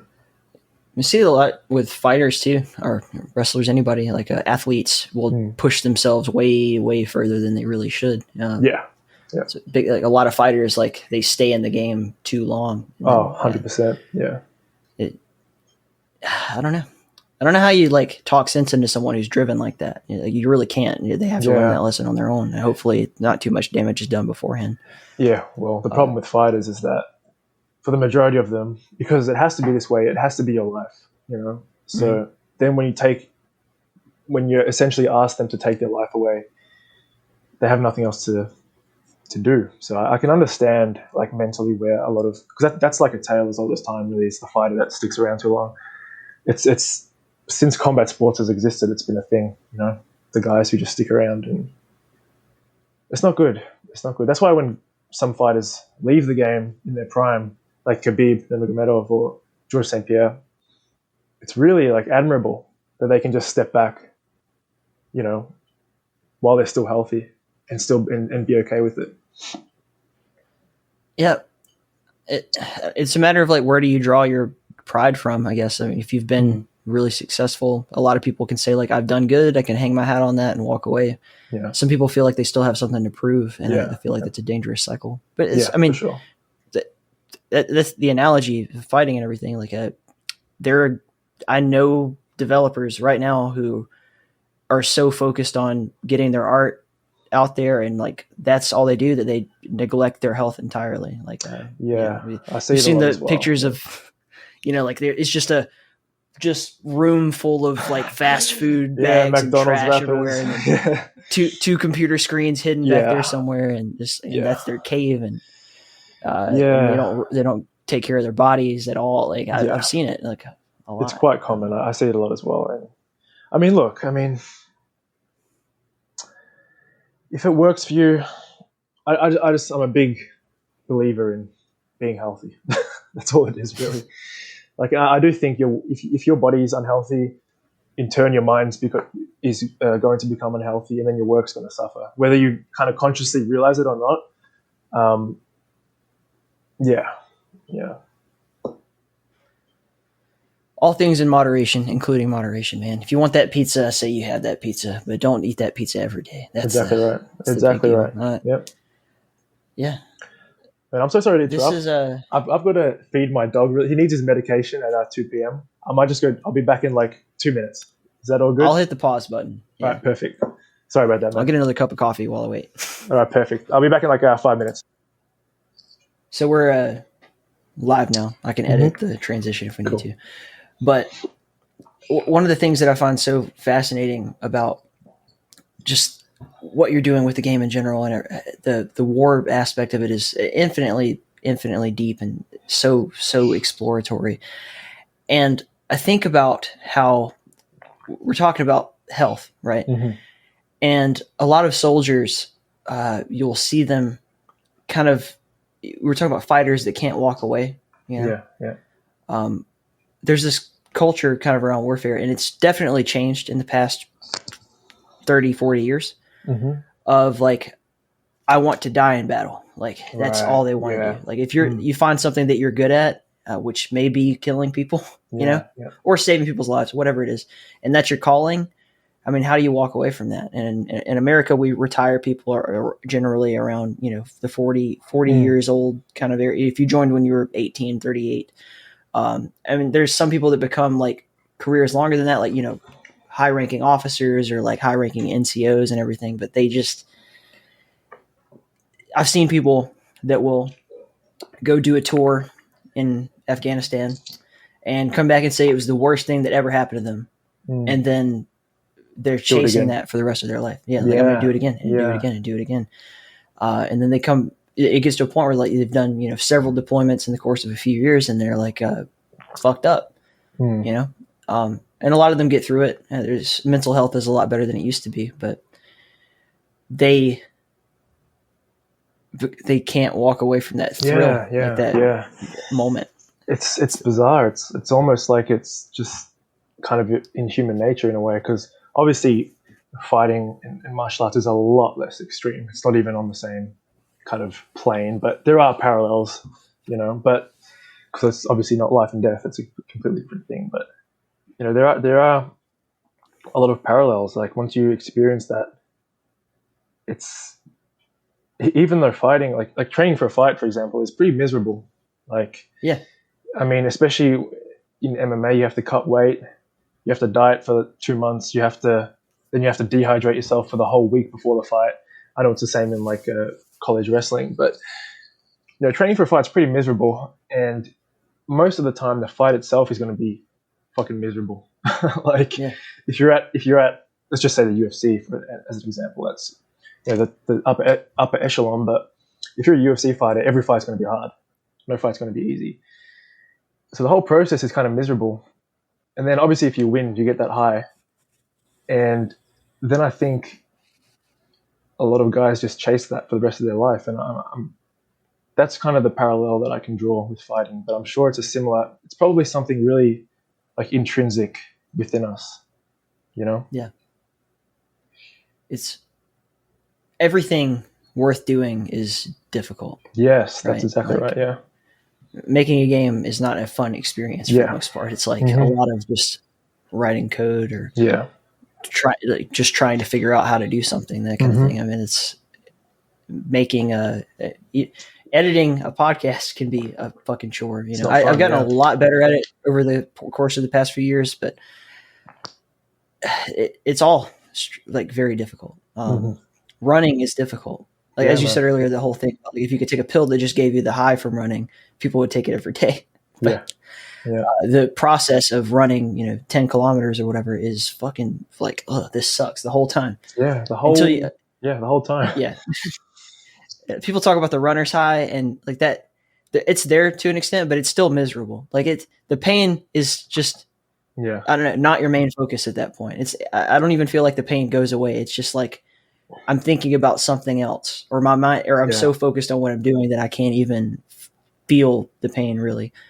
And I don't know why. So like, why do people do things that are really difficult? Why do we, Yeah, it's a good question. We're talking about like what keeps the gamer motivated to play through a game. Like what keeps a soldier motivated in a trench? And the answer is a lot of them were not motivated at all. That's The name of the game is Conscript, not enlistment. Yeah, exactly right.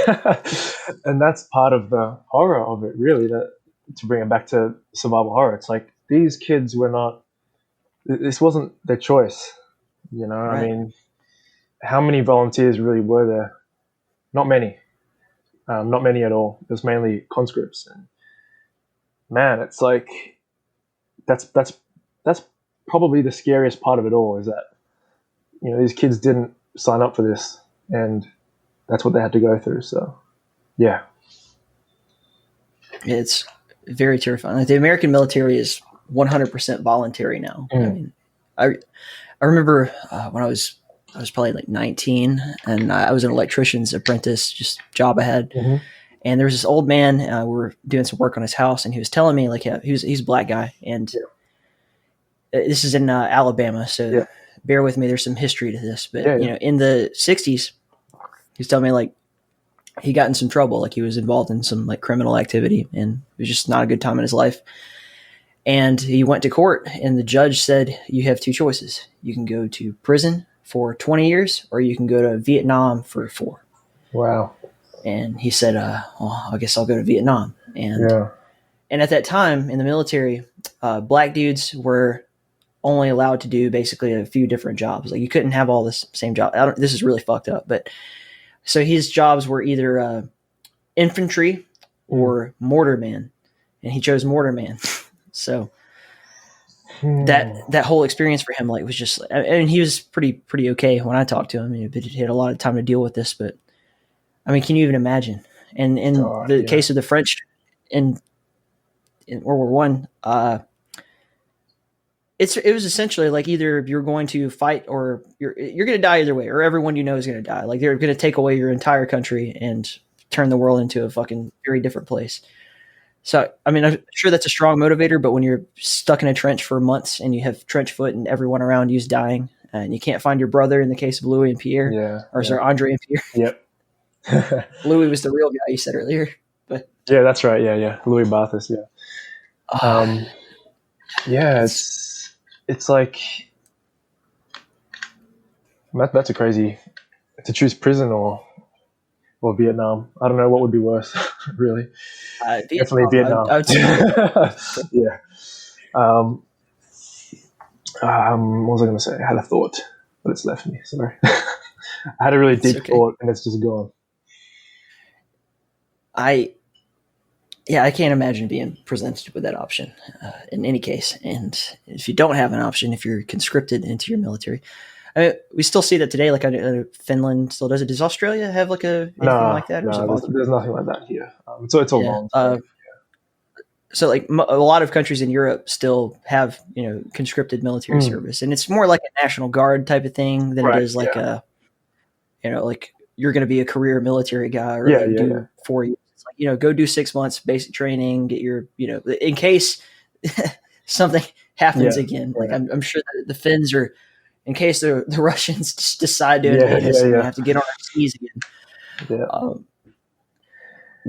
Why do you think that warfare is such a popular thing with video games? Like there's no into that. I mean, that's That's a deep question.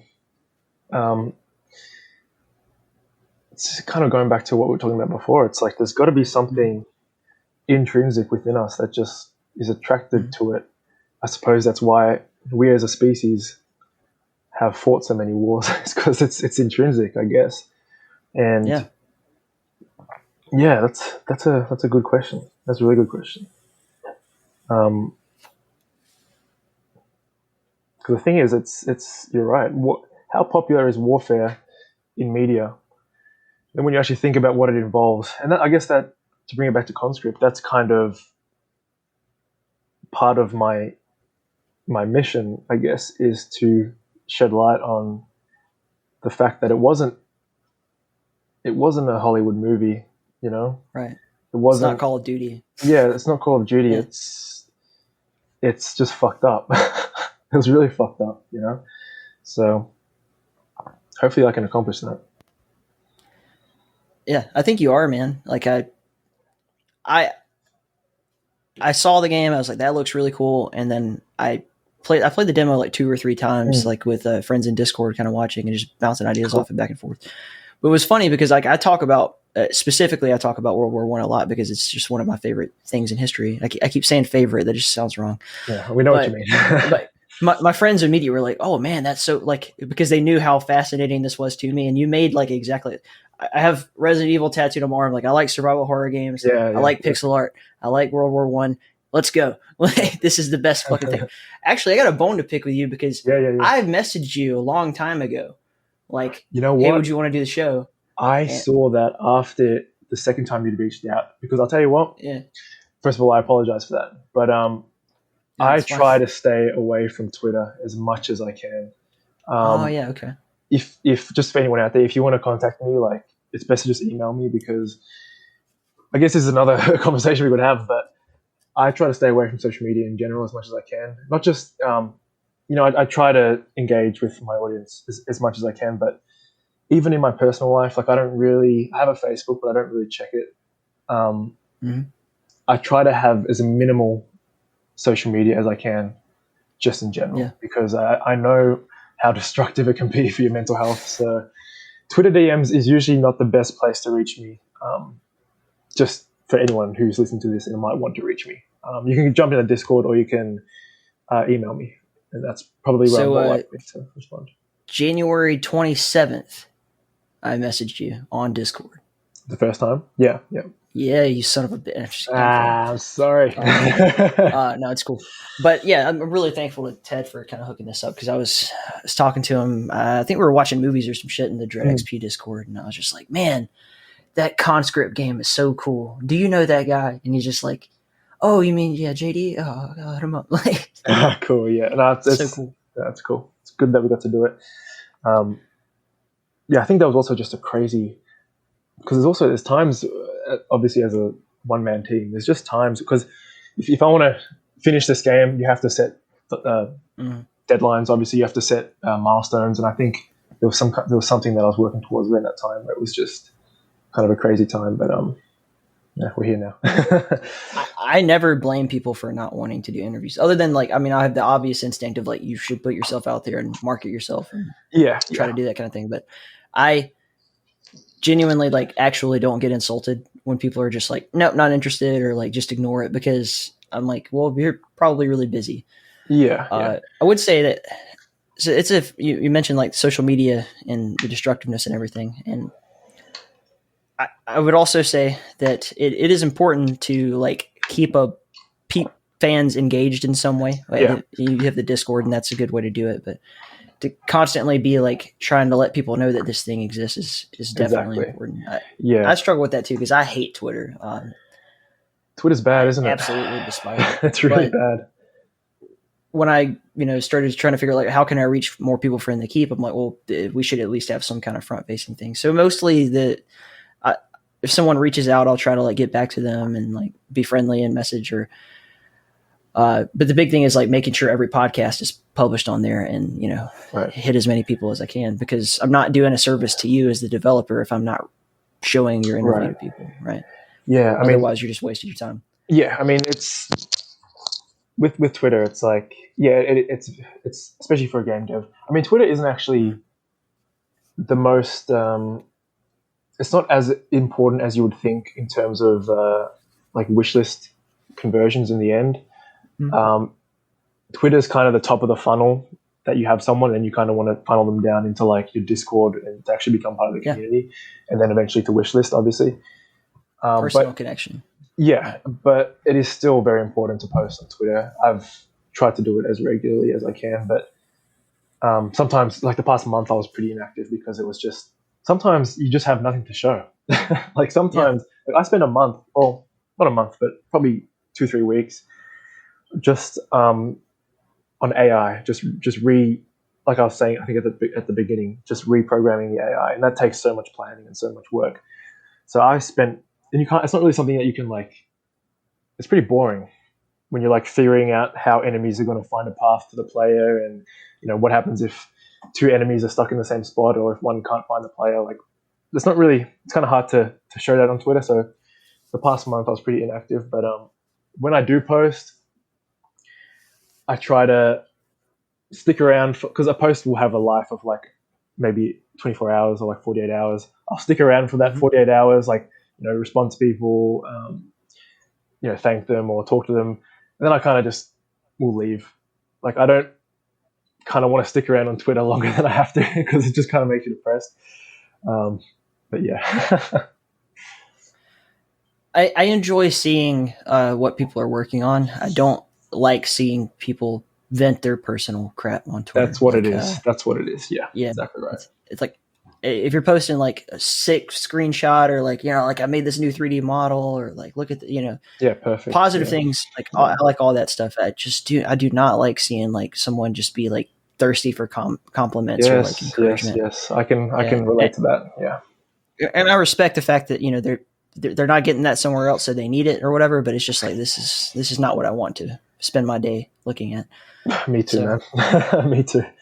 Yeah, exactly. It's like everything. There's good and bad with social media, but I just find that the thing is, it's not real life. Social media is not real life. And I think a lot of people are mistaken and are under the impression that it is real life when it's this weird world that we've kind of created as a species, social media world. It's going to be interesting. I was talking to one of my friends about this the other day, but in 20 years' time, when you have the first generation who kind of grew up exclusively on social media and had most of their social interactions on social media, how is that going to affect them later on in their life? You know what I mean? It'll be interesting to see. I mean, we're already starting to see it. I mean, we might actually be that generation. Now that I think about it. Kids that are 16, 17, 18 right now, they grew up with, Facebook and Twitter and TikTok and all that kind of shit. And I think most people are inherently just kind of like normal. I mean, there's definitely always like changes between generation to generation, but like most of them can, stand up and look you in the eye and shake your hand. That's true. Act like, little people. But I do understand that it's actually point of conversation here. I mean, I'm 25. Like you and I are both kind of in that range where we're like, we didn't really grow up without the internet, except that I'm from Alabama. So we didn't get the internet until I was like a little bit, I didn't I wasn't like a little kid getting my rocks off, like posting on Twitter. Or whatever. That wasn't a thing. I was playing in the dirt and stuff like that. I feel like, I'm 23. I feel like my age is kind of, I was probably exposed to the internet at maybe like 14. That was just me personally. I didn't have like a smartphone until I was about 18. But so I still feel like I had a childhood that was kind of fairly traditional, I guess, in a way, or fairly normal, where I was still outside kind of running around, jumping on trees and jumping off trees and all that. I guess my main concern with social media these days is, maybe it's not so much that it's going to stunt how people communicate with each other, but it's more so that I think the younger generation is going to find that likes are actually meaningful. You know what I mean? Like likes actually mean more than they do. When in reality, like it's just a worthless number. And I feel like a lot of young kids are gonna start tying their self-worth into, Facebook likes or Twitter likes. Or that's my main concern, I think. Yeah, there's a lot of research on that. I got kind of like in a rabbit hole about it, but this is just me quoting things I've heard. I'm not making a broad statement about like, I'm not trying to sound sexist, but apparently girls struggle with this way more than like boys do. Or, I can't even imagine if you're like a trans situation, what that's like. Yeah. But just default to the old binary system here. Apparently like girls really value, people liking their photos and stuff like that. And not like is just like a horrible thing for them, or like a downvote is like even more like they really internalize that stuff. And I don't know, that must be fucking hard. I have no idea what they're going to do. 20 it'll years be interesting. Yeah. With that. Because I guess, I mean, even I feel it to some extent. I guess we all do as well, especially if you're in any kind of like creative position where you'll get, for every 10 good comments you get, the one comment that's kind of not even bad, but just like, how would you say, like, doesn't even have to be a bad comment, but just something that's kind of maybe slightly negative or critical. Not even critical, but maybe unfairly critical. Yeah. And you'll focus on that. Even though I'm aware that this is kind of like a psychological flaw that we all have, it'll still happen to me, if I see that comment, even though I'm aware of it. So it's going to be crazy, to see kids who maybe aren't so aware of their own psychology, how they're going to grow up with that. Yeah. I actually 2 days ago, I did my, all right, let's get drunk and read YouTube comments day. Oh no. Which is absolutely fun. I've got really thick skin, man. You're not going to like hurt my feelings. Yeah, whatever, good. but, and it usually, like, strangely, people don't open invite, bring it on. People don't usually attack me. They attack like the guests that I have on, right? Like, so like Cliff Blazitsky, like Gears of War and all that. Just wow, the mountain of like bullshit people say about him. Like, you don't even know the guy. I just spent he gets a lot of hate, doesn't he? Yeah, I don't know why. I don't know why. Nice, super nice. I mean, I get people just want to fucking have their voice be heard and all that kind of stuff. But like, he's so cool. I mean, really, really cool to me. He lent his name to our convention that we were putting on. Personally helped me like get in contact with a lot of people that were helpful. Awesome. Yeah. And he didn't have to do that. He's got $1 million and a fucking, like he could just sit around drinking mimosas every morning for the rest of his life and not give back to the community in any way, especially with people saying fucking negative bullshit to him. Yeah. But sometimes I think it's good to just like desensitize yourself to that kind of shit. Like people, if you have a problem with exposing yourself to anything, like if it's like people saying negative shit about you, like, man, I say run in both guns blazing and just see what happens. Like, and then come out on the other side and it's like, oh, that wasn't so bad. Yeah. I think I have the same kind of mentality. It's good. It's good to kind of develop that because it's going back to social media. It's so easy to say something that you wouldn't say in real life, And so it's good to kind of develop an immunity to that if you can. Yeah. Because it's going to happen. It's going to happen. So what's a lot of the feedback you've gotten so far with Conscript? I mean, it's been pretty positive so far. The demo, because I did a demo during the Kickstarter and then I kind of revised it a bit for Halloween last year and just kind of improved it a bit. And I mean, people have been really supportive and I'm really grateful for that. It seems to be kind of hitting that niche of survival horror fans, but also kind of just people who are interested in history. They seem to really be enjoying it, which I'm really grateful for. And there's obviously criticisms, and which is great. That's great for me because there's things that I know that I should fix and that I've been working on. But for the most part, it's like it's been really positive. Yeah. How have you, like, because you interact with your kind of supporters and fans and everything, what do you think is like the demographic here? Like, what types of people are responding to this? I'll tell you what, it is quite a diverse group, because like I said, I am kind of lucky to have the crossover between the classic survival horror fans. I mean, who knows how you would even, what is that demographic? I mean, how would you even like classify the demographic? Like classic Resident Evil fans. Yeah, I guess it's probably an older demographic because they grew up with games from the 90s.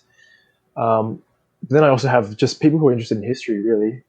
I've had quite a few, people who serve, and yeah, it's cool.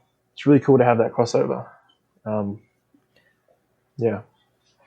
Yeah, because we were talking about the retro FPS thing earlier, and I remember I was talking, I think it was on a podcast, but I was talking to Fred Schreiber from 3D Realms, and he was starting to say, like, he thinks that like the demographic of people that are like into these, boomer shooter types of games, he's like, well, yeah, it's like 30, 40-year-old guys that have like worked a job for a while and they remember these games from the 90s, and then they're like, they come home at the end of the work day and they put their kids to bed and they just want to play something that reminds them of what they did before. And I was like, I mean, that is probably true, but wildly, like, I know so many people. I mean, I'm a good example. I know teenagers, like a large array of different people who just really like those games, and for like a number of different reasons. So, I mean, you're doing a reasonably priced kind of retro, like low poly graphic game. I see a lot of people that like are just done with paying $60 for AAA games that come out half baked and all that. And so I think there's been a drive amongst gamers in general to find these like shorter, lower poly, but games that they can feel the creative soul in. It's no different than people who like artisan stuff, and that's become much more popular because for a long time we've been living in the world of mass production, plastic and all this crap. But like, there's something about like holding a knife in your hand that a fucking blacksmith like hammered out for you and like, put his sweat and blood into, and that's so much more valuable. And that's how I see what you do. Like, that's exactly what I see. Like, that's why I find it so fascinating. Yeah, that's like the perfect compliment, because that's how I feel about it as well. It's like, I feel like I've really kind of put my soul into this, and I know that it kind of comes through. I feel like a lot of people have told me that have, how do I say it? Well, they've told me that they can see that in the game, which is like such a great compliment to get. But I can also relate to the whole shorter games thing. Like, as I've gotten older, I've just realized there's no chance in hell that I can afford to put 100 hours into a game anymore. I just can't do it. So I also find myself just kind of looking for shorter experiences, things that you can finish in like, 10 hours. It's funny because I remember when Resident Evil 3 Remake came out, everyone was complaining about how long it was. And I was like, man, this is like perfect. It's like 5 hours, because that's kind of probably the length that Conscript would be as well. It's short. That game wasn't perfect. It had its own problems. But as far as the length went, like, that was perfect for me. And that's kind of a design goal for me, is to not make the game extend its welcome. Like, I want it to be just enough, just long enough, but also kind of be replayable if you want to go back in, and also be filled with detail, filled with a lot of different details, kind of like Kojima's games, like Metal Gear Solid. The old Metal Gear Solids were full of detail. That's kind of another thing that I want to do with Conscript. So, yeah. Yeah, there's a dichotomy in the way that people want to digest stories, and a lot of to keep tying it back into first-person shooters, like a lot of people just do not want story to be part of it. They're like, I just want to like run and gun, shoot people, move on to the next level, and then and in a game like this, there has to be some sort of narrative. And I like both. I like I like The Witcher, like a 50% cutscenes, high fantasy kind of stuff too. And I think it all just comes down to fun. Is it fun? And when does it become not fun? So like, I do a lot of I call it research. It's really just playing video games. Yeah. But I tend to opt for not necessarily short games, but games that you can do in like bite-sized chunks or whatever. Yeah. Like that I don't have a lot of time. You know, I work, I come home, I have a wife, I want to hang out with my cat, and you know, I've got all this other crap going on within the keep. But I do need to play video games, or else I'm not going to be a very good podcaster that interviews developers. And one of the ones that came up recently was I realized like a lot of the developers that I've interviewed or talked to are extremely influenced by Dark Souls, and I was just like, man, I'm not doing that, no way. And then finally, one of my friends, he's just like, no, you have to, and so he just bought it for me. And now I feel obligated. So for like the past 2 weeks, I've been playing Dark Souls, and it's a great game. Don't get me wrong. Yeah, I love Dark Souls. Hundreds of hours and of just doing the same thing over and over, like the gameplay loop, and which I think is genius. But what I am learning from playing it now is like now I understand a lot of where people are coming from when they say like I'm going for like a Souls-like kind of thing. Right. That sort of deal, and there's worse problems to have. You know, I'm complaining about my job, which was to play Dark Souls. So. Yeah. I mean, Dark Souls is a funny one because I guess. So this is your first time playing? Yeah, I've never played it before. I played Bloodborne a long time ago, but I did it like co-op, so I didn't understand like how it works. I was just like, yeah, let's go kill some monsters. And I played like a little bit of Demon Souls way back in the day. So I've played through I've actually never owned a PlayStation console, so I've only played through the Dark Souls trilogy. I've never played through Bloodborne or anything, but I found that like your first Souls game is going to be the longest because you're just kind of getting used to the mechanics and you're getting your ass kicked, and the second and third ones, in whichever order you play them, are going to be a lot easier because you just kind of understand how the enemies are going to behave, the mechanics. So the second and third time around, it's going to be a lot less painful, but it's just getting through that first one, I think, that most people find hard. Yeah, there was definitely like a curve of. We mentioned it earlier about how like the game requires you to bend to its will. Yeah. Which is, I try to talk about this as little as possible, but I really didn't like Doom Eternal, and I know everybody loves it, and that's okay, and I'm down with that. I'm not ever out to like criticize or say like things are bad and they shouldn't do them, because it's okay to not enjoy something or to enjoy it. Yeah. But it took Doom, which is a game that was very free. Like you could just kind of play it however you wanted to for all time, with the exception of like Doom 3, but that's actually a survival horror game in a way. And it made it a lot more like Dark Souls, and that like combat must be done in certain ways. So what I've actually enjoyed the most about Dark Souls is trying to game the AI as much as humanly possible. I am not interested in these like difficult dodge combat type situations. I just want to make the enemy die. So like I've looked up every trick in the book. Yeah. I'm leading people up staircases and then like tricking them into falling it off. Anything to avoid combat at all. I think the magic builds are like the most broken one. I've never actually played with the magic build, but I'm pretty sure those are the ones that are just broken, that you can outsmart the AI with very easily. But yeah. Well, I didn't know about that. I just picked like Thief or some shit because I thought that sounded cool. Yeah, you got to be like a knight for your first time playing Dark Souls. I think that's the true Dark Souls experience. I haven't played it in a while. I'm past the point of no return and I'm not restarting. So that's a game you cannot restart. You cannot restart Dark Souls. Once you're a certain amount in, it's like you got to commit. Yeah. So I guess the last kind of thing I wanted to dive into was we've talked a bit about like what inspired Conscript, but what are the games that are like the most important to you personally that you've played through your whole life? You know what? I think I grew up as a Nintendo kid, and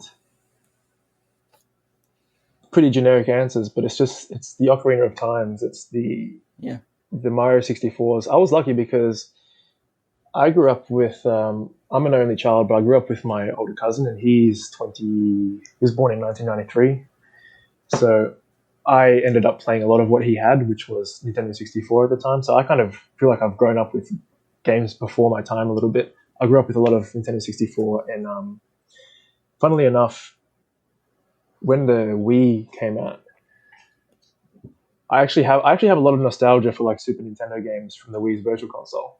So I feel like I have nostalgia for like all these different generations which were before my time.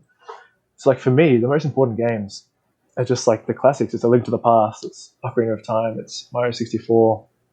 And funnily enough, I didn't actually play like the first Resident Evil I played was Resident Evil 4 when I was like 12. But I didn't play the classics until literally like 3 years ago. So I don't really have nostalgia for them, even though I'm making a game based around them. But yeah, that's a generic answer. Just like I guess, yeah, Resident Evil 4, Ocarina of Time, Link to the Past, Majora's Mask, those kind of games that everyone loves.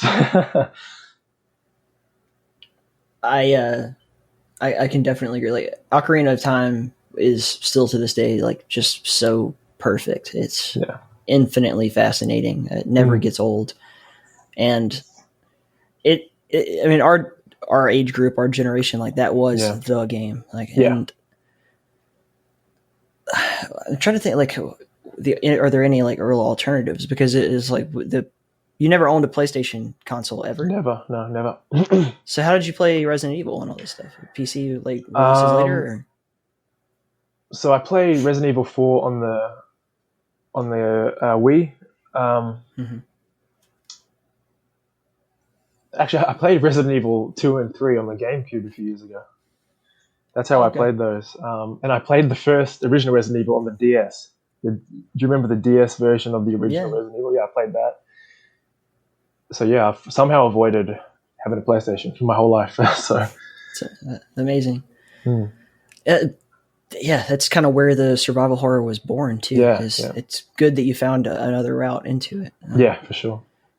Because I'd say that of all the games that just like really took me away, I mean, Ocarina is a big one, but Resident Evil 4 was like, I felt like I kind of came online when I played that, and I played it years after. It was like PlayStation 3 or something like that. When I actually played it, but a friend was telling me that you got to try this out, and I don't know, but it has all this kind of similar things that fascinate me about Conscript, even this stationary combat and the way that you deal with enemies, like as they kind of come at you and everything. You can't, there are certain levels where they swarm you and you're stationary and you got to figure out like a puzzle around it. It's some of the best level design that's ever existed as far as I'm concerned.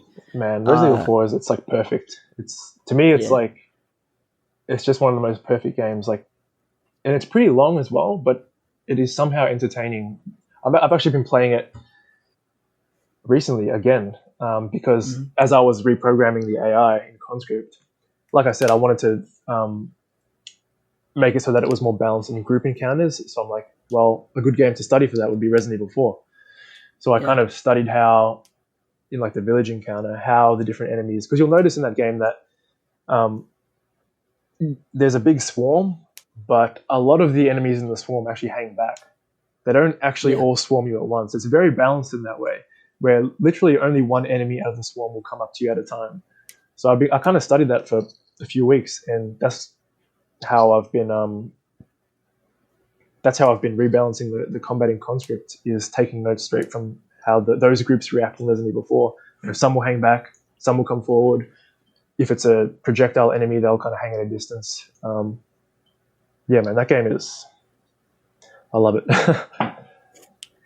I love the blend of horror and comedy that they have. Like there's because it's this like horrific game with all this like crazy gory stuff going on, and at the end of the day you're really just like leading a teenage girl, an annoying teenage girl around. Like it's fucking the ridiculous. whole point of it. It's a ridiculous and then game. the finale the finale is like, we're gonna jet ski out of a cave in a mountain, and like And then after that, it became like Resident Evil, the franchise itself became more like an action thing until Res 7. So like 5 and 6 especially is very much an action shooter, not a like I wouldn't call it a survival horror game anymore. Yeah, I hate 6. Don't get me started on 6. I despise that game. I actually like 6.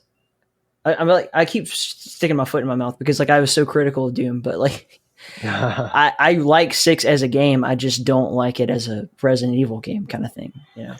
6 is like, the problem with 6 is that the structure of the game doesn't support its mechanics at all. That's why people often say that the Mercenaries is the best part of that game, and it is, because that's the only time you're really free to just experiment with the combat. But every other when you're playing the campaigns, it's like the game thinks it's a survival horror game, but it's given you these crazy acrobatic abilities, but then it also limits your ammo. Like the game doesn't know what it wants to be, that's my criticism on Resident Evil 6. It's all good, man. This has been a really, really fascinating time, and I again would invite you anytime you want as you release more stuff or whatever. Perfect. Like come back, we can chat anytime. No, thanks for having me on. Really appreciate it. And sorry I couldn't get you the first time, but I'm glad that we did it. It was great. Forget all that shit, man. Just having a good time. All good. Thank you very, very much to the great and powerful Jordan, who was very generous with his time. And I gotta say, shout out to all the military veterans out there. This podcast is dedicated to you guys. I'm very happy to have gotten to spend some time talking about that subject a lot more. It doesn't really come up too much, but since we were doing a military game, I thought it was a good time to really dig into that. If y'all haven't already, make sure you head over to conscriptgame.com. You can wishlist the game now on Steam and GOG. You can also get the demo. It's fucking awesome. Also, thank you to all our supporters out there. Paul, Moose Dots, Zach, Alexander, Brad, Red Eyes, Anthony, Robert, Jack, Brandy, Fred, Lord Revan, Tones, iGrag Simon, and more for the whole Flam Fam, Mike and Zan. You are the lifeblood, man. You guys are keeping this ship afloat, and I can't thank you enough. If you want to be mentioned on that list, you can be. All you got to do is head over to inthekeep.com/support. They're all either Patreon supporters or Discord Nitro subscribers, or have just contributed into the show in some way, and we appreciate the hell out of them. So, much love to all of you out there. Thank you for listening. Till next time, stay in the keep.